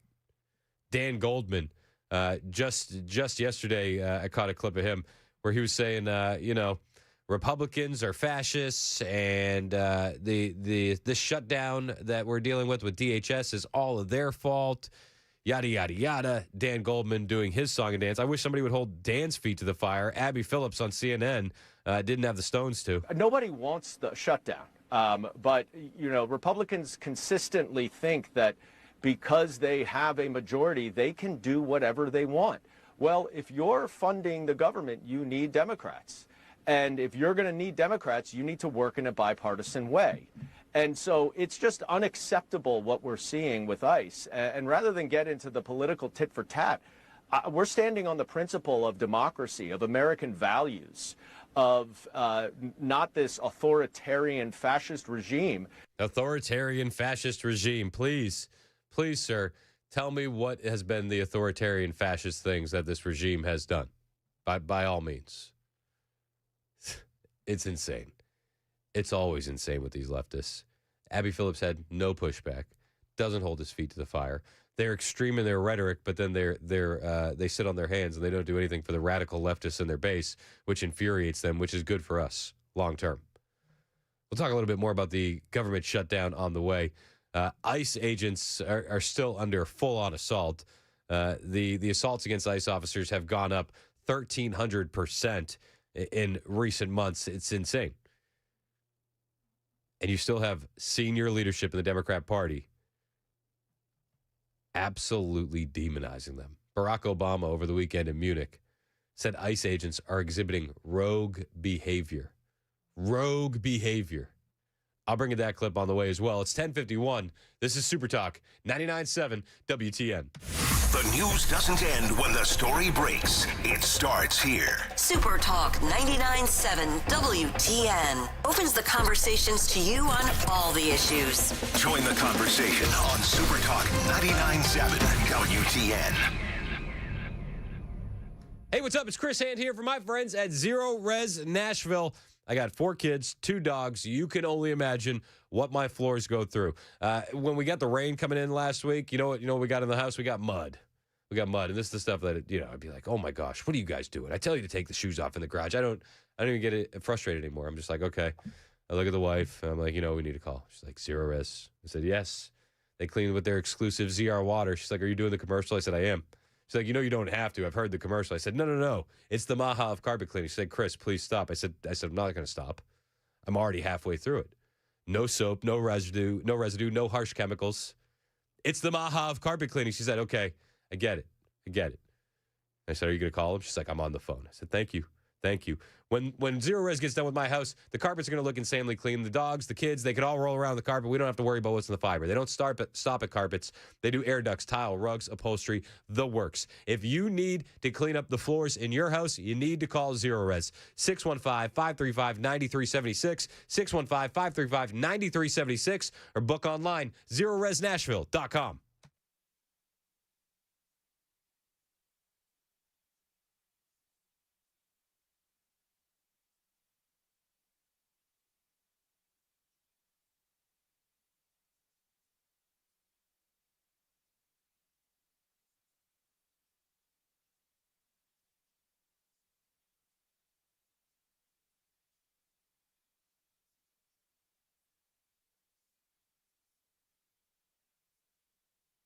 Sell your home with the guaranteed offer from Mark Spain Real Estate and choose when you want to move. There's no showings, no open houses, and no stress. Hey, it's Dan Mandis. I'm here with Mark of Mark Spain Real Estate. And Mark, can you explain to our listeners how the guaranteed offer allows homeowners to sell their home without the stress that comes with a traditional sale?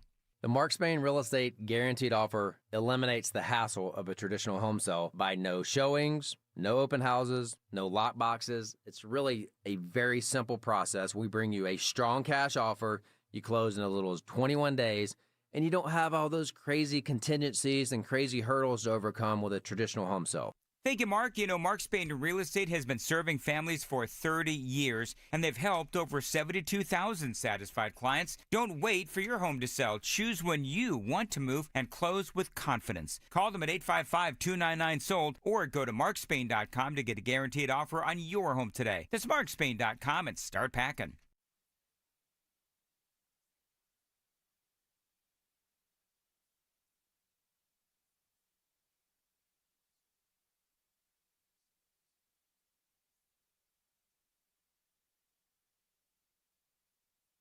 G'day, I'm Dr. Friday with Dr. Friday Tax and Financial Firm. If you're a small business owner, we're certified QuickBook advisors. We can help you with your accounting, bookkeeping, payroll. Just give us a call at 615-367-0819.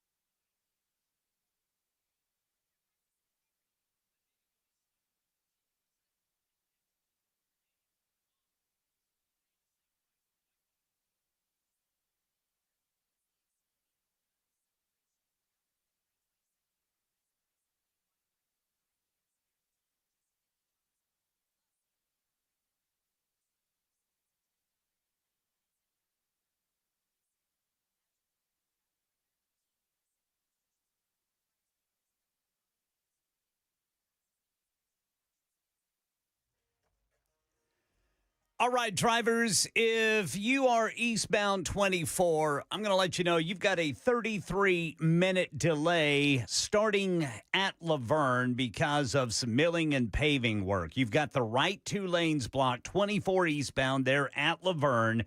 Before that, you've got a crash that they moved over to the right shoulder, 24 eastbound at Haywood Lane. And News 2 is reporting it has received confirmation from U.S. Immigration and Customs Enforcement about something coming to Middle Tennessee. We'll tell you about it at 11 on Super Talk 99.7 WTN. That's Ken Weaver in the newsroom. What's up, Ken? How are you, man? I'm doing all right, brother Chris Hand. I love it. I love the Lebanon story that's coming to the headlines here in less than 4 minutes. The people are excited. You can feel an energy on the text line. It's palpable. You can slice it with a knife. Hey, real quick, did you see what happened to this radio station? No. Okay, so Barrett Media is. I saw all that. Yeah, it's an insider. It's an insider magazine for radio nerds like us. By the way, congratulations, brother Chris. Oh, well, thank you. But I was saying congratulations to the entire team. This station came in at number 4 in the country. Really? We are the highest ranked Cumulus station in the country. Well, son of a biscuit eater. So that's not just me or Mandis or Benson or Murphy. That's Mason. That's Jackson. That's Sam. That's Bell. That's Ken. That's Joan. That's the whole team here. We have a heck of a team here at Super Talk 99.7 WTN. All right. And I just wanted to give you boys your kudos while we're on the air.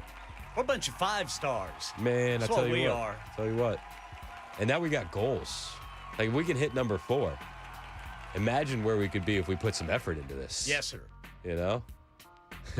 We need to start running laps out in the parking lot in between breaks. We gotta get buff. Or during breaks. That's what we need to do. We need to, what do the kids say? Lift max? Yep. Is that what we're doing? Is that what the new way to say it's that like is? whatever you're doing, you got to do it to the max. Got to lift max. We got to lift max. I'm going to eat max. There you go.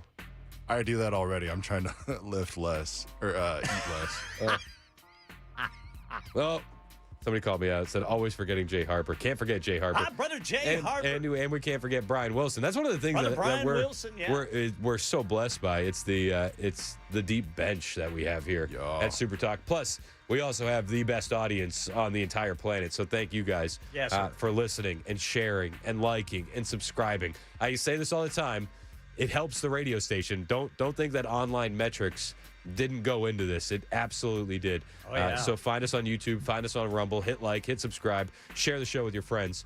On the way, my friend, Senior Director of Turning Point USA and Turning Point Action, Josh Tifo, is going to be in studio. I was actually hanging out with him last night. There was a Turning Point meeting at Belmont, and there were some leftists in the audience that weren't exactly happy that Josh was there, just talking to kids. So we'll talk about that. It was actually a really cool event, and there's a teacher there that is super based, and she's a big fan of this radio station. And I'm not going to say her name on the air because I don't want to out her to the colleagues. But I was like, man, you put yourself in the line of fire here with this kind of stuff. She's like, yeah, you are absolutely right. We'll talk about that and more on the way. Ken Weaver standing by with the headlines, the latest on what's happening in Lebanon with our friends at ICE and more. It's Super Talk 99.7 WTN.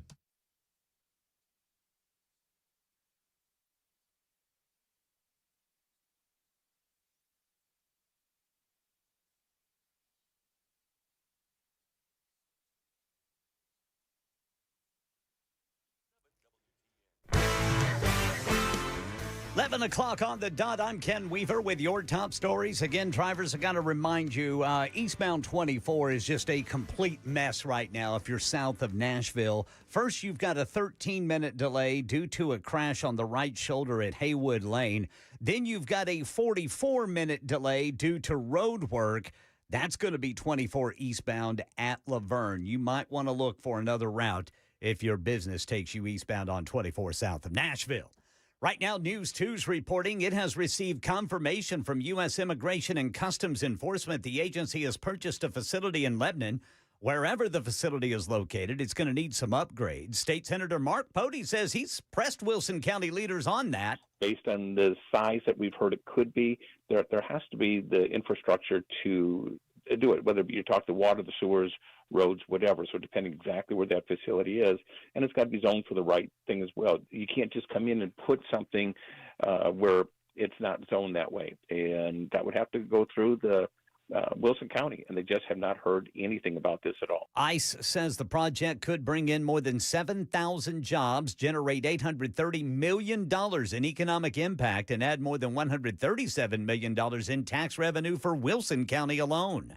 Civil rights activist and former presidential candidate Jesse Jackson's died at the age of 84. The Reverend Al Sharpton paying tribute to his friend there in New York, remembered the time they met and what Jackson, he says, taught him. Now, he was a hard taskmaster. He would always get on me about, why are you on this issue? You need to be more studied on this. But he was one who was more responsible than anyone for teaching me activism. At the White House. In a post on social media, President Trump called the late Reverend Jesse Jackson a, quote, good man with lots of personality, grit, and street smarts. He described Jackson as gregarious, someone who truly loved people, and said he'll be missed. The president also highlighted what he says he did for Jackson, working with him when he was a businessman and then again on policy issues when he was in the White House. Karen Travers, ABC News, the White House. Still no sign of Today host Savannah Guthrie's mother, Nancy, after more than 2 weeks. Investigators say they've cleared the family of being involved in her kidnapping.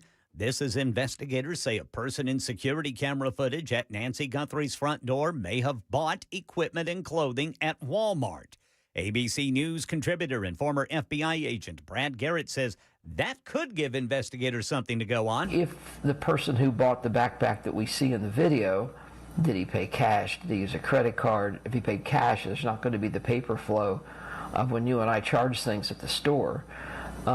But there might be video. It just depends on how far it goes back. All right. And drivers, one more update. We've now got a 70-minute delay if you're eastbound 24 for two reasons. You got a crash at Haywood Lane, and then you've got road work in Laverne. That's the latest news. Weather's next. I'm Ken Weaver, WTN News.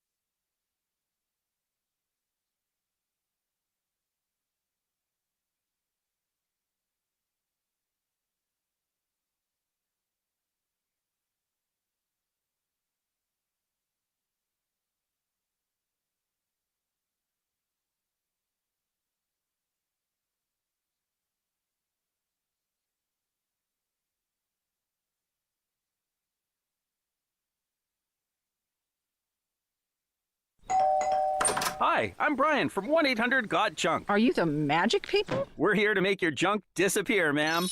You have a good pointing finger, ma'am. This is fun. Look at that stuff go. I should have done this years ago. Wow, I never knew how big this house was. We're happy to help. Hey, you there, listening to the radio. Give us a call at 1-800-GOT-JUNK or visit 1-800-GOTJUNK.com.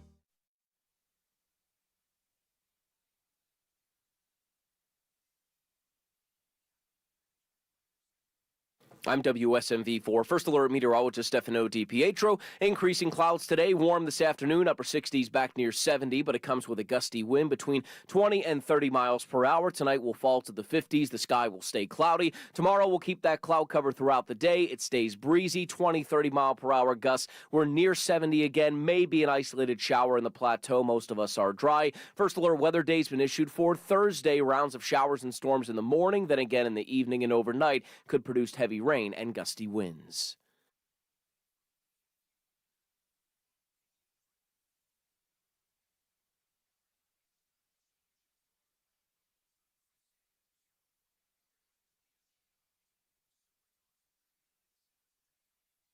It's 11:05 on Super Talk 99.7 WTN. Hey, how are you? I'm Chris Hand. The show is brought to you by Better Water LLC.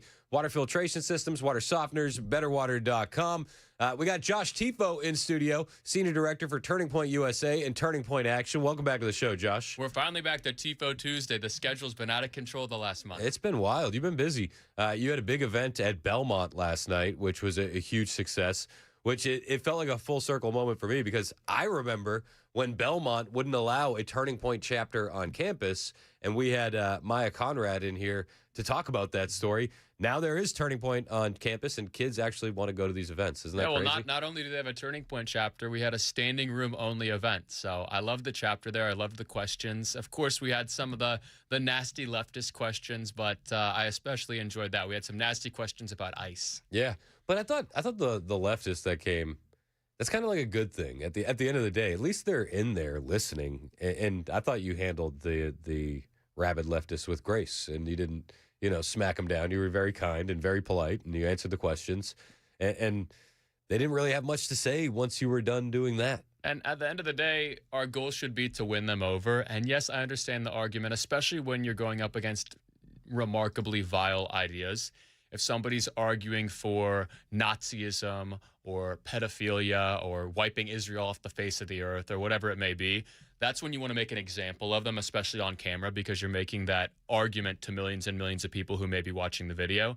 But if somebody's showing up and they're very passionate and you can tell they get their news from the wrong sources, they care, but their ideology is based on lies they think are truth, then you have to handle them firmly, but you also need to show some type of compassion. They're not going to listen to the truth you share if they don't know that you love them. Absolutely. I thought you did a great job with that. Speaking of ICE, we got a new ICE facility coming to Lebanon, Tennessee. That's pretty exciting, and I'm here for it. I had a text earlier. Somebody said, it'd be a shorter trip if they just opened one up in Antioch, but I digress. What's your thought on the current state of ICE and also the current Democrat reaction to it with the shutdown and DHS and all the things that come with that? I absolutely love ICE because it is essentially the chief enforcement operation against pedophiles and child traffickers in the United States, which is fantastic. You look at the stats that the government shared last year, right around 55,000 violent criminals were arrested by ICE last year.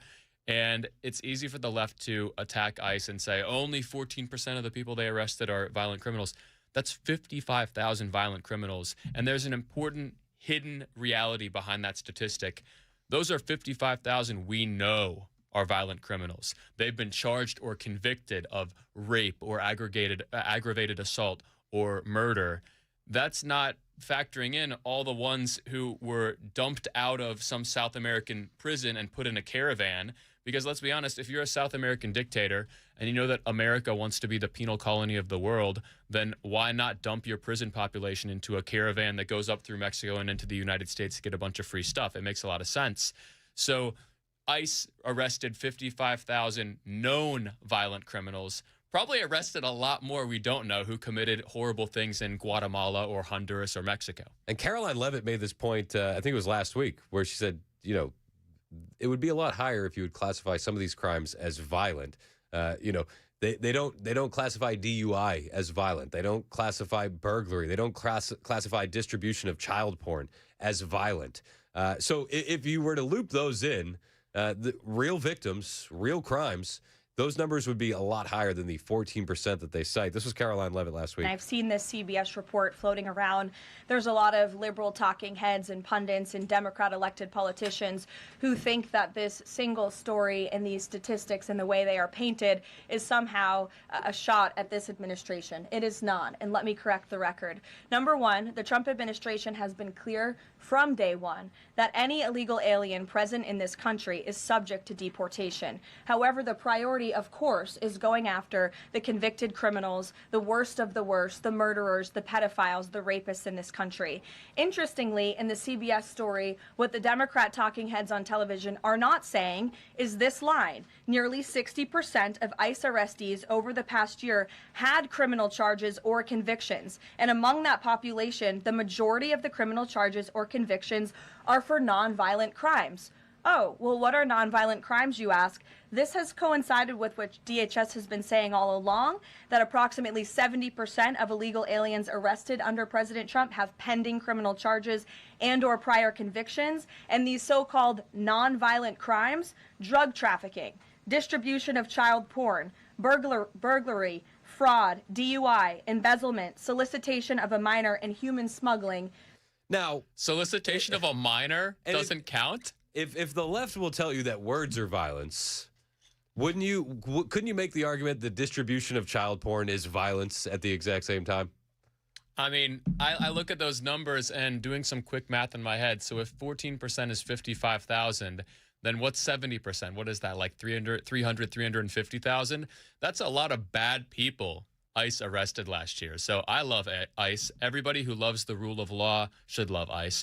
Everyone who loves their family and wants their wife and kids to be safe should love ICE. And we need to do a better job in this messaging war. They are a humanitarian organization. And I know that you're going to get some mad listeners here, and I don't care. They are a humanitarian organization because they're doing more to stop the trafficking of minors than any project, department of the American government in history, and it needs to be done. Amen. At the same time, though, with the drawdown in Minneapolis, two things can be true at once. We can get more cooperation from local law enforcement and not need as many ICE officers in Minneapolis. And the left can be energized by that and see it as a win, that the protests worked, that the roadblocks worked, that Trump always chickens out, does the taco thing. How do we combat that narrative? So I don't love that narrative, but the end goal should be extensive cooperation from local law enforcement. And I've got to give local PD and state PD, not just in Tennessee, but all over the country, a shout out, because you look at what happened in the Biden era and you had tens of millions of illegals come into this country, many of them the most violent, vicious criminals from South American countries. And the leaders were like, well, if America wants to be our penal colony, amazing. Like, put them in the caravan. Let's empty our prisons. Let's stop spending taxpayer money or dictatorship money or whatever the situation is in the country. Yeah, that's not feeding these people. So you had this flood of hundreds of thousands, maybe millions of violent illegal immigrants who came into the country. The only reason why there aren't more heartbreaking Laken Riley type stories, it's because we have hundreds of thousands of patriots, local police officers, state police officers who said, I know that gang activity is very high in my city. I know that this is a dangerous place. I know that people cannot safely walk around on these streets in this section of the city in the daytime, and they can't walk around in most of the city at night. And I'm going to take responsibility and I'm going to protect these people instead of making excuses and saying that the president is putting us in this position. The only reason why we didn't see more violent crime from illegals, especially in that era before ICE became hyperactive, is because there were a lot of patriots, a lot of state and local police in blue states who maybe did not support what was going on politically, and they said, I'm going to protect my community. It's those alpha dog men and women who are the reason why, I mean, a lot of us are alive when we had an influx of hundreds of thousands, maybe millions of violent illegal immigrants, quite literally from prisons in other countries. You're absolutely right. I mean, that's not just a talking point. That actually happened. The prisons were emptied. The insane asylums were emptied. And we have amazing police officers in this country. And that doesn't mean that everyone's perfect. It doesn't mean that there aren't some bad apples every now and then. But most of the law enforcement in this country are amazing, spectacular people who love the country, who love their family, who love their community, and they want to protect us. And they're the only reason why there weren't more murders and other violent crimes when we had a Gotham City style influx of violent criminals from all over the world in a 4-year period. So when you do an event like you did last night at Belmont, and the main pushback that you get from the left of center students in the audience is about ICE, what does that tell you about the messaging and how we need to attack it? So it shows that the left's big play right now is trying to get Trump to fold on one of the core elements of his mandate from the American people. Trump didn't just win in 24. He won with young people in a number of states. He won the popular vote, things that were supposed to be statistically impossible for a strong conservative candidate in the 21st century. And it's because he had two big mandates, really three. Number one, he ran on the idea that we're going to remove the illegal immigrants in this country so that we can have some type of fair, merit-based immigration system. And you can't even have that conversation in a tangible way until you fix the emergency now, which is tens of millions of people here illegally. So you do that in a two-tiered way. Number one, you deport as many of these illegals directly as you can. And number two, you make it very attractive to self-deport. I think that Kristi Noem and DHS has actually done a great job. So it's easy to criticize and say, oh, they're spending all this money on TV ads. It works. The self-deportation numbers are almost at 2 million. Yeah, which is incredible. So that's the easy way, and also the way that eliminates a lot of the human suffering, where you don't have families being detained and figuring out, is this really your kid, and all the trauma that comes from that. I mean, if you're listening to this and you're an illegal immigrant, the best thing you can do is self-deport, because that way this doesn't turn into a tragedy for your family, and you get to bring everybody out. The U.S. government pays for it, and that's the responsible thing to do. So that's number one. Number two, and we talk about this a lot on the show, Trump promised especially young Americans and blue-collar young Americans especially that he could make the American dream affordable again. And he's done that economically. He's done that by quelling the hyperinflation. He's done that with gas prices. He still needs to do it with home prices. So there's a lot we can talk about there. So I give him a B+ on that, but he still needs some big wins with lowering the interest rate, which I know that's the Fed's responsibility technically, but we've got to find a way to win that fight.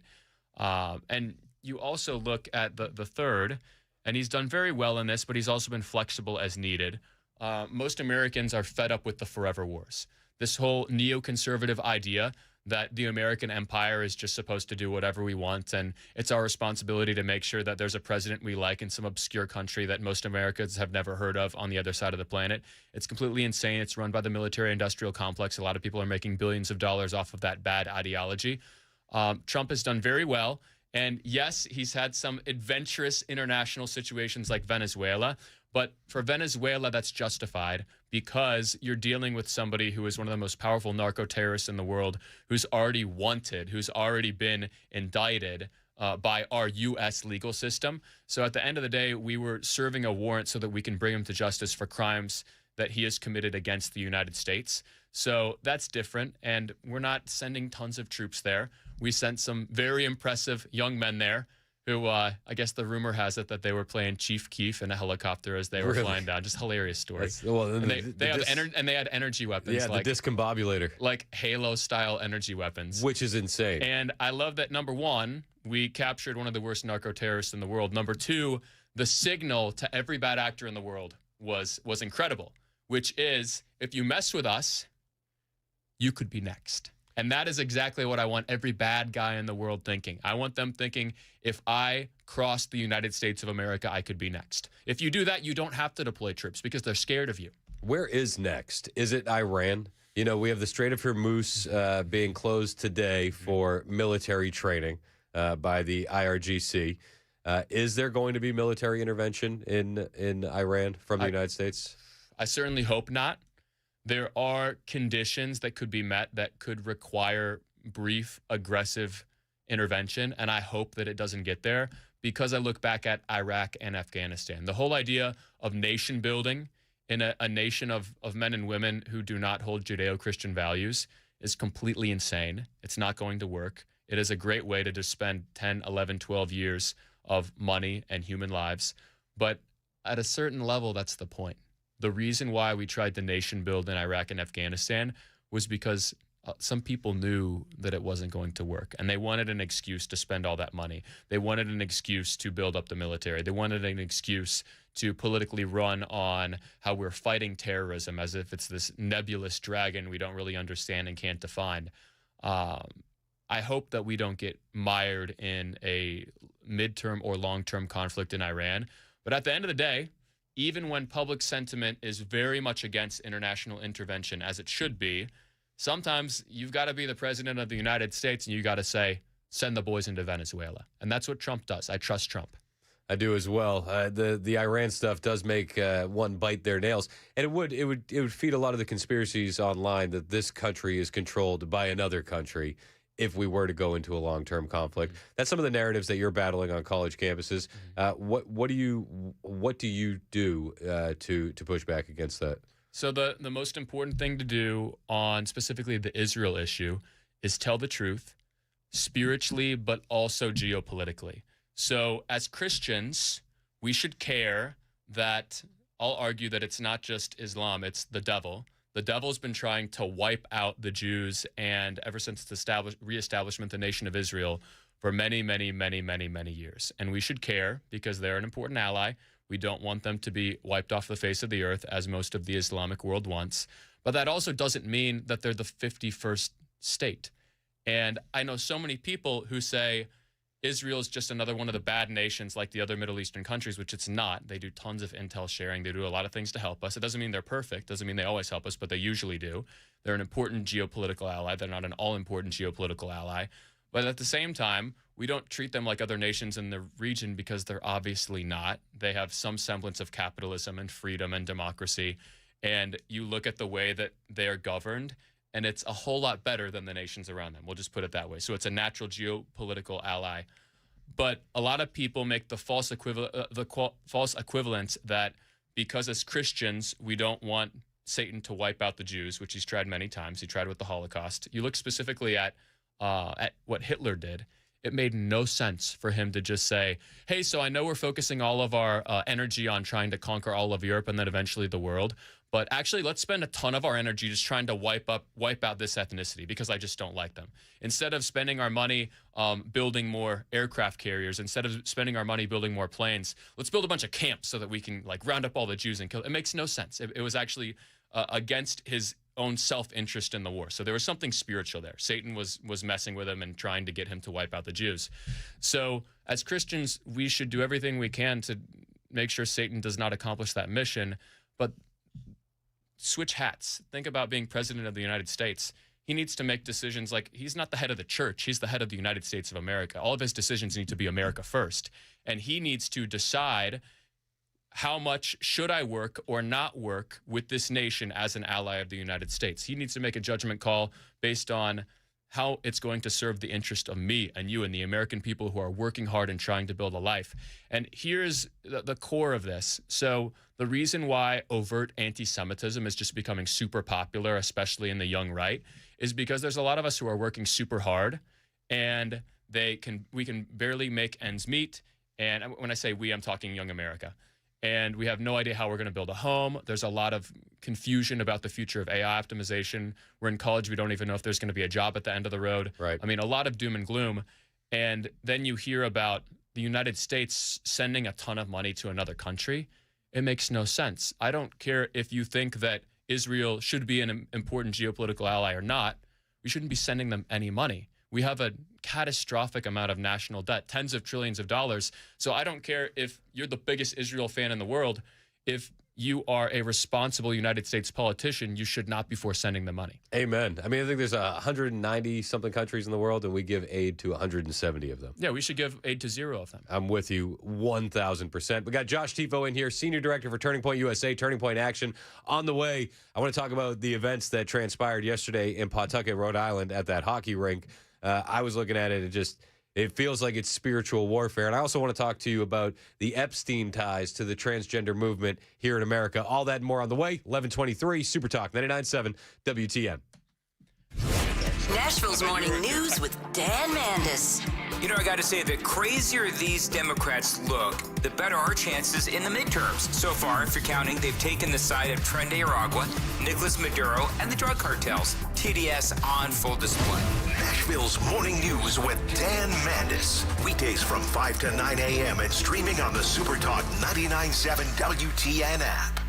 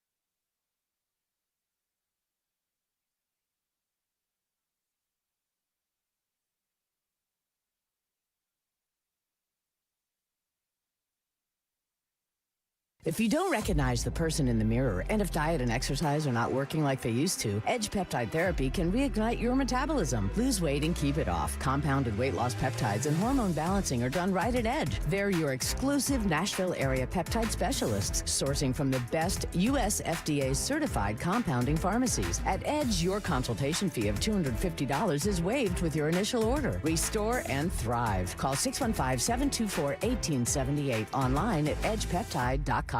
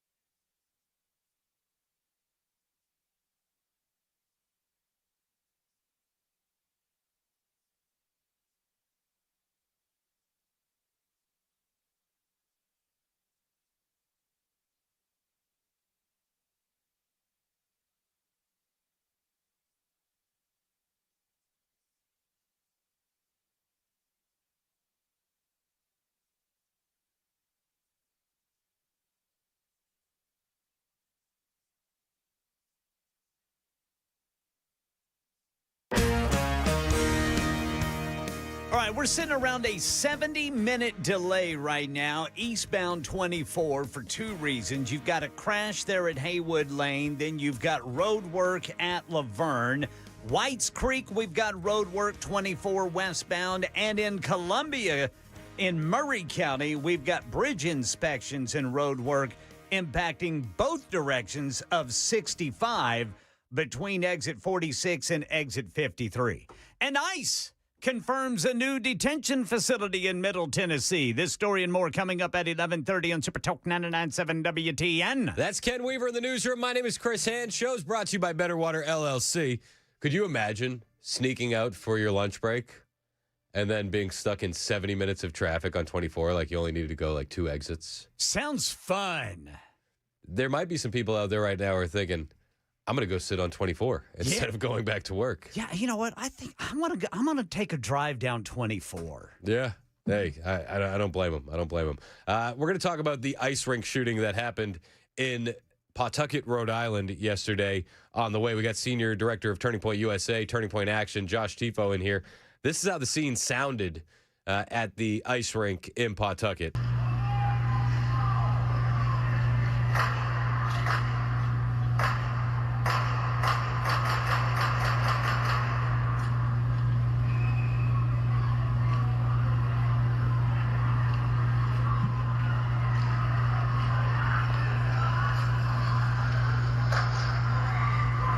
That last gunshot you hear is the shooter taking his own life after being subdued and tackled by two men who ran towards danger instead of away from it. We're going to talk a lot about not just the heroes, but about the shooter himself and why I absolutely think this is spiritual warfare playing out in front of our very eyes. On the way, it's 11:30. This is Super Talk 99.7 WTN.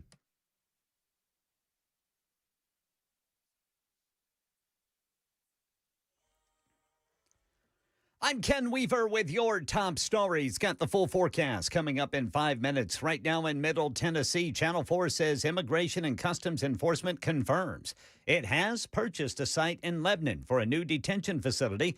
ICE claiming this project's going to bring more than 7,000 jobs and millions of dollars in tax revenue.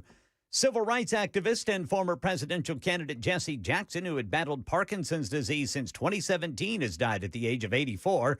The Reverend Al Sharpton paying tribute. American politics. Jesse Jackson changed the civil rights movement. He was a consequential and transformative figure. In a post on social media, President Trump described Jackson as gregarious, someone who truly loved people, and said that he will be missed. Back here in Tennessee, an Alabama man in custody after that double shooting on 65 in Giles County. Deputies say 31-year-old Aaron Wayne Purvis flagged down an officer in Franklin County, and he asked to be taken into custody. Investigators say they found bullet damage on his vehicle, several guns inside. One of those weapons believed to have been used in a shooting that killed 26-year-old Svensson Simius and injured his passenger Sunday night. And later today in Nashville, Metro Council votes on a resolution calling for the removal of NES CEO Teresa Broyles Applin over the utility's response to the winter storm. Channel 4's Joylyn Bukovac says NES is pausing shutoffs and late fees and offering payment plans, among other things. But will it be enough? NES says that they're also changing how storms are handled. They want clearer outage updates, more accurate restoration times, and stronger emergency leadership with more communication, promising to make improvements so they're ready to take on the next natural disaster and respond differently. So plans that the CEO of NES and the board, they all laid this out during a special called meeting. Live up to the standards Nashville has come to expect from NES during our 87 years of service to the community. We plan to conduct an independent review so that we can understand our shortcomings and improve for the future. So tonight's meeting really comes down to this. Are those fixes enough, or do Metro Council members want new leadership to be in charge before the next big storm hits? That's the latest news. Weather's next. I'm Ken Weaver, WTN News.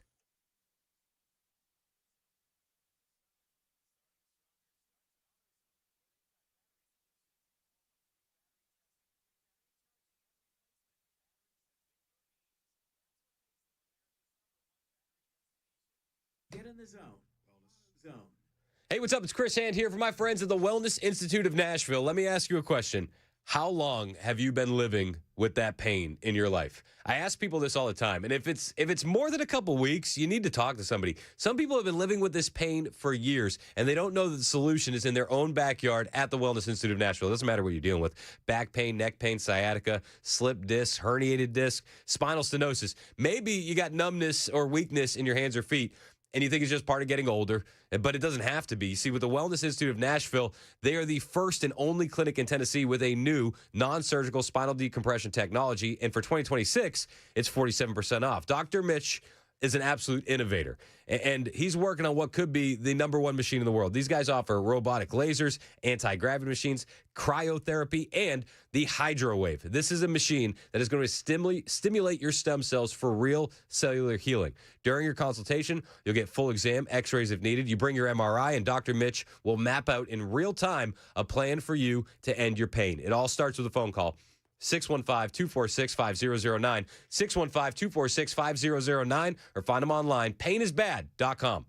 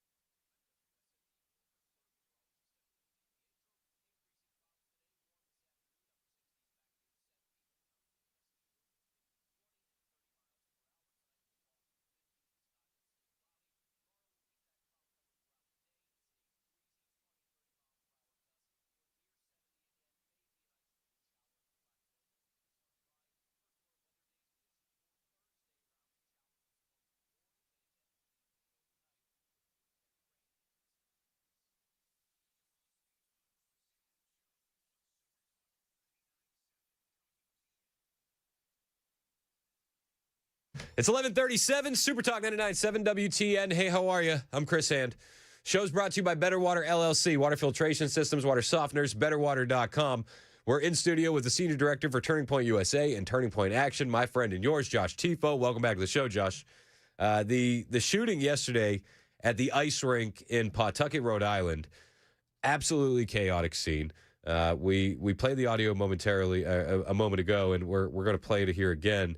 The way the scene unfolds, I mean, you have a hockey game in mid-play, and it's senior night for a lot of these kids, and you know they're just out there playing the game, and the reaction when you start seeing the kids realize what's going on. One of the hockey players that said in a newscast he thought balloons were popping, and we've taken this training at Defense Systems. Have you heard of those guys? Defense Systems does this training, and I've taken it a few times, and they'll do it in a church setting, and they'll turn their worship music up as high as possible, and then they'll fire off guns in the hallway, and it's training you to what that sounds like in real life.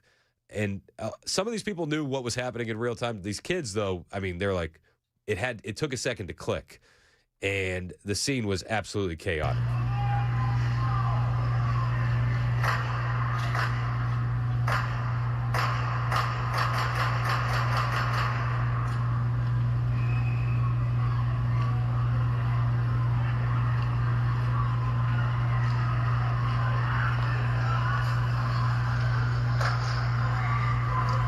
That last gunshot is the shooter taking his own life. In the aftermath of the shooting, we find out that this individual is a transgender white nationalist with SS Thunderbolt tattoos, an absolute insane person.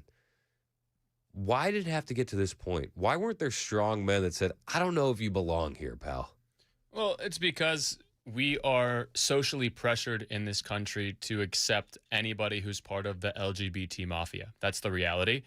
And especially in a place like Rhode Island, I'm sure there were a lot of men who didn't like this guy, who maybe had their eyes peeled whenever he was around, but nobody confronted the problem until it was too late because of the cultural pressure against anybody who wants to have that open conversation and be like, this guy should not be at these hockey games. This guy should not be around children.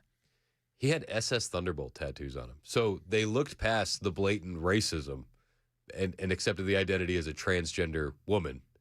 And then they're not allowed to say anything mean. Yeah, it's a tragedy, and it's going to keep happening until we hit a point in this country where we say, if you think that you are the opposite sex, you're mentally ill, and we need to take care of you, not empower you.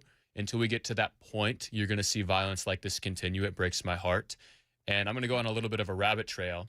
The reason why the American psyche has so quickly embraced the idea of transgenderism, two reasons. Number one, we had to get to a place where most people in America live like they're God, and that God is not God.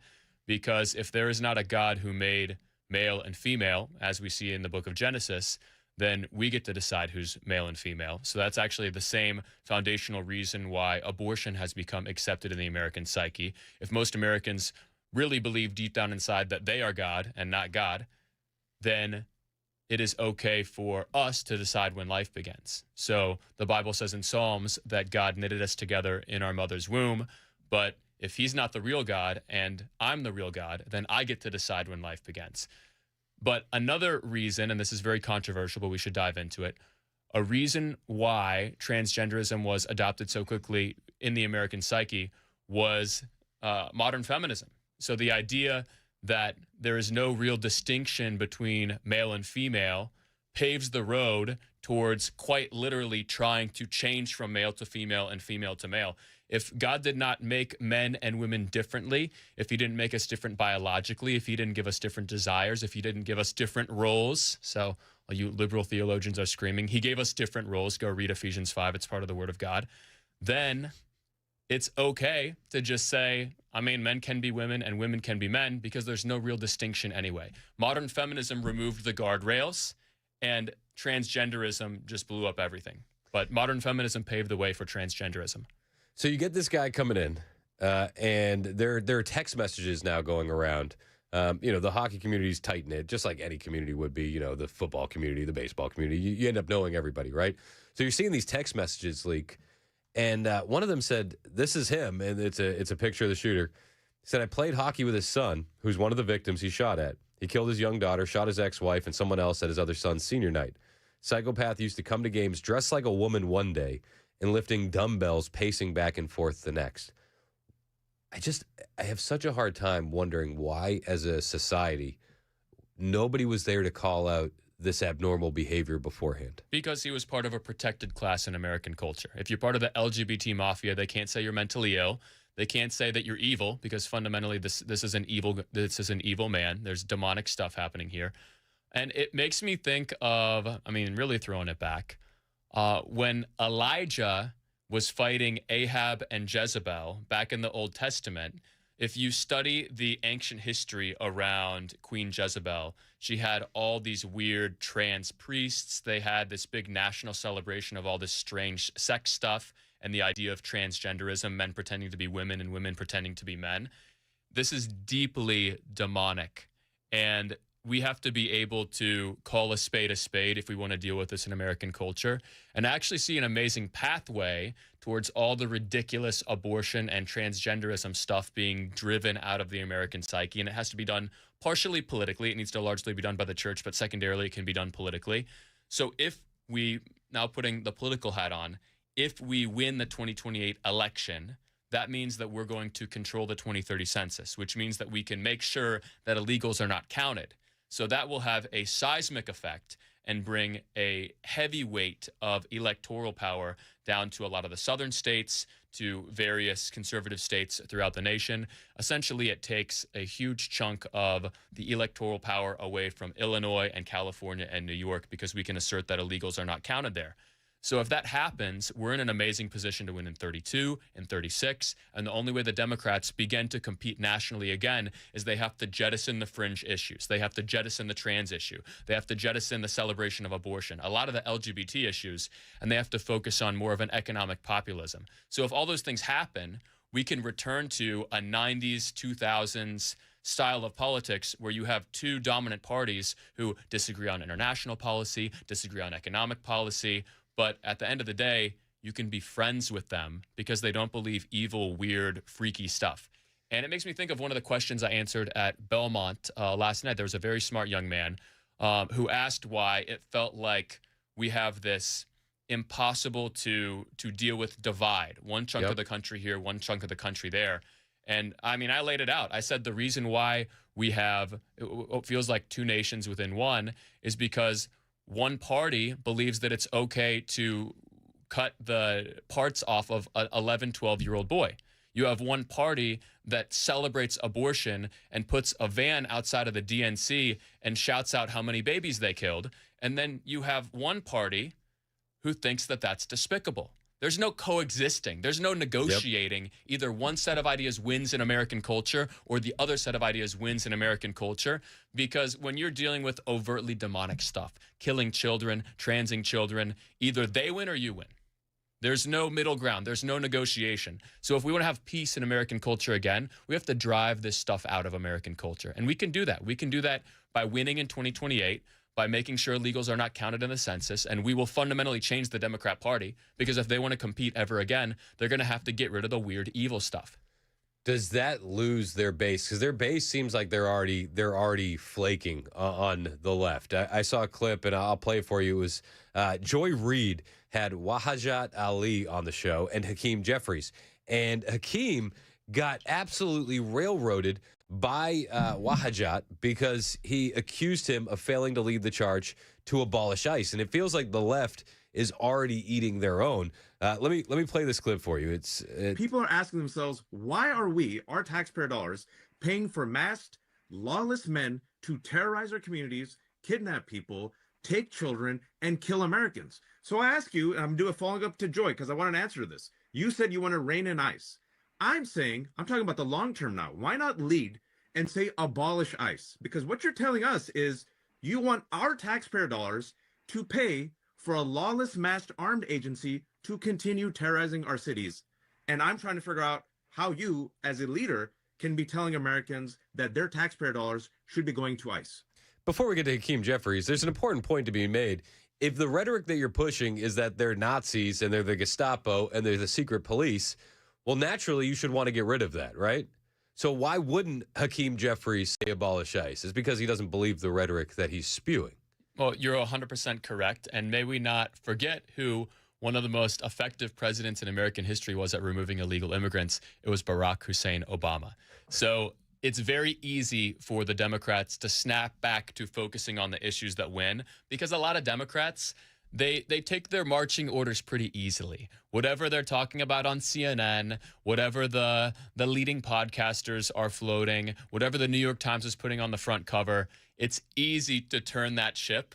And it'll take a few New York Times, Washington Post think pieces about how we're going to have to forget about all the trans stuff if we want to win in 32. We're getting really concerned about the political situation. They have a base of sheep who do pretty much whatever the leaders say within their culture and within their movement. And add the pop culture element. You've got the Grammy speeches and the Oscar speeches. Yep. They can turn that ship around in months. So yes, they're kind of eating their own now. I like it. It helps us. It makes things look better for the midterms. But these people, they're not principled. The left is not principled. They do not have core ideas. They don't have a biblical anchor like the Christian conservative movement has, which means that, one benefit politically is they get to move their anchor whenever they want, and that's what they'll do. So Wajahat calls him out, and I think rightfully so, and I kind of like to see it. Like, hey, if you're going to call them Nazis, you're going to call them the Gestapo, why wouldn't you want to abolish those evil forces?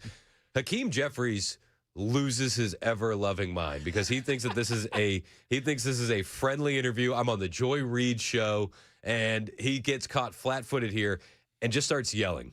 I don't understand anything that you just said.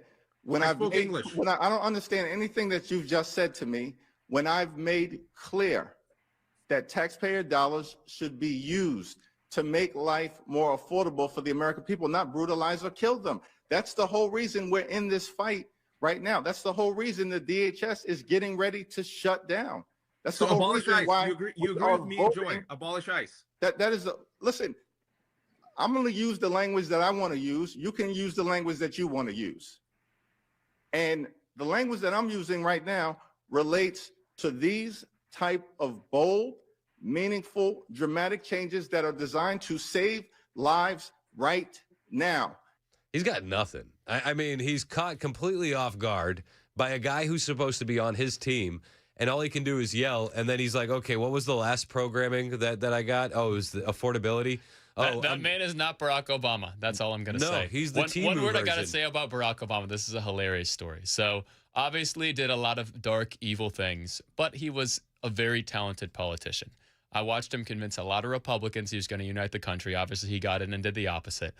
But you want to know where back in the 2016 campaign, I pulled a lot of the footage and a lot of the attacks against Hillary Clinton that the Trump campaign ended up using in their early social media campaigns from old footage before it got buried on the internet of Barack Obama giving small local speeches around the country when he was running in the primary against Hillary Clinton back in the day. A lot of the social media content you saw from the right in 2016, I found from old Barack Obama attack videos. What's so funny you bring that up, because didn't the birther lie? The birth certificate? That started in the Hillary Clinton camp. Oh, I'm sure it did. Speaking of Barack Obama, he is back on the world stage. He's in Munich, and he did better than AOC. I don't know if you saw those clips. No, I didn't. I thought I'd have a better day, so I decided not to watch them. I don't blame you. But he says these ICE agents are exhibiting rogue behavior. So the rogue behavior of agents of the federal government is deeply concerning and dangerous. Isn't the same guy running the border right now the same guy that he had running the border? Yeah, and he seemed to really like Tom back in the day. They gave him a medal. Because Tom's very good at what he does. I love that we have that amendment that means that you can't run, you can't serve more than 2 terms. And I know that there's a lot of Trump people who wishes he could keep running, but there's a reason for that. It's very easy to build entrenched national and international power and create a nightmare situation where you have this pseudo-dictator president who's there for 20, 25, 30 years. And maybe that's who FDR wanted to be back in the day. You never know. I'm so glad that we had the wisdom to pass that so that we can avoid that situation. Otherwise, no joke, Barack Obama could still be president of the United States. He was a popular guy. A lot of people argue that he was during the Biden administration. Josh Tifo's in studio. Josh, how can we keep up with you offline? You've been busy as anybody. How can we keep up with you and where you're going? So follow me on all social media at Josh Tifo, T-H-I-F-A-U-L-T, at Josh Tifo, T-H-I-F-A-U-L-T. And if you would like me to speak on your high school campus, college campus, or at your church, shoot an email to Weston at tpusa.com, WESTON at tpusa.com. And if we can make it work, I'd love to meet you and your friends. Josh Tifo, thank you for the time. As always, it's Chris Hand here for my friend Aaron Parker over at Parker Safes and Vaults in Shelbyville. You've seen gold prices climbing. You've seen silver prices climbing. A lot of folks are stacking precious metals at home. But here's the question, where are you putting them? Parker Safes and Vaults in Shelbyville carries real safes, including UL-rated TL and TR safes. These are tested and certified to resist tool and torch attacks. That's the kind of protection you want, not just for your firearms, but your cash, your jewelry, your precious metals. You don't want a thin box from a big box store. If a teenager can tip it over, it's not a safe. It's just, it's not. Aaron Parker runs the business the old-fashioned way, veteran-owned Christian family business, serving Tennessee since 2009. They'll answer the phones, they show up on time, and they only sell products they would trust in their own homes. Aaron and his sons deliver in and around the Nashville area. They'll come to you just because they're located in Shelbyville. That is not another country. It's practically already in the backyard. Call them today, 931-842-6445, 931-842-6445. You can also find a detailed review of every safe in stock. Search for Parker Safes on YouTube or hit up parkersafes.com. Love it. Is that it? Yes, sir.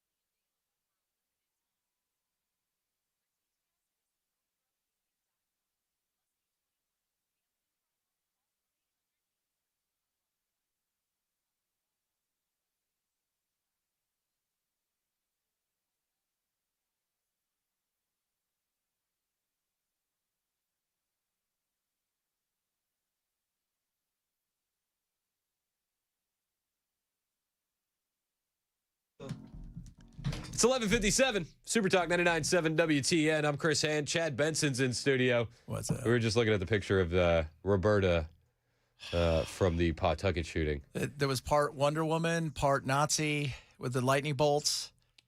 And there's one photo where he's like in this dress and he's got the full sleeve tats with the SS Thunderbolts and the skulls, and he's holding a baby. Yeah, that's like who would think that this is okay?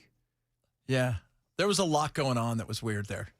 Yeah, there was a lot of mental illness and insanity going on. But it blows my mind because you have all these people that are obviously liberal. They're in Rhode Island. I would assume a good majority of that hockey audience is pretty liberal. But not all of them, but some of them. Nobody thought that was an issue with the SS Thunderbolts, or is transgender outrank? It's more important to be transgender than it is a detriment to be racist. I'm trying to figure out, like, what was Grandpa there, and there was the fight? What was the, that was the whole thing. He followed. This is obviously a family dispute of some sort because they were fighting. Yep. But what was the impetus for the fight that you followed somebody there?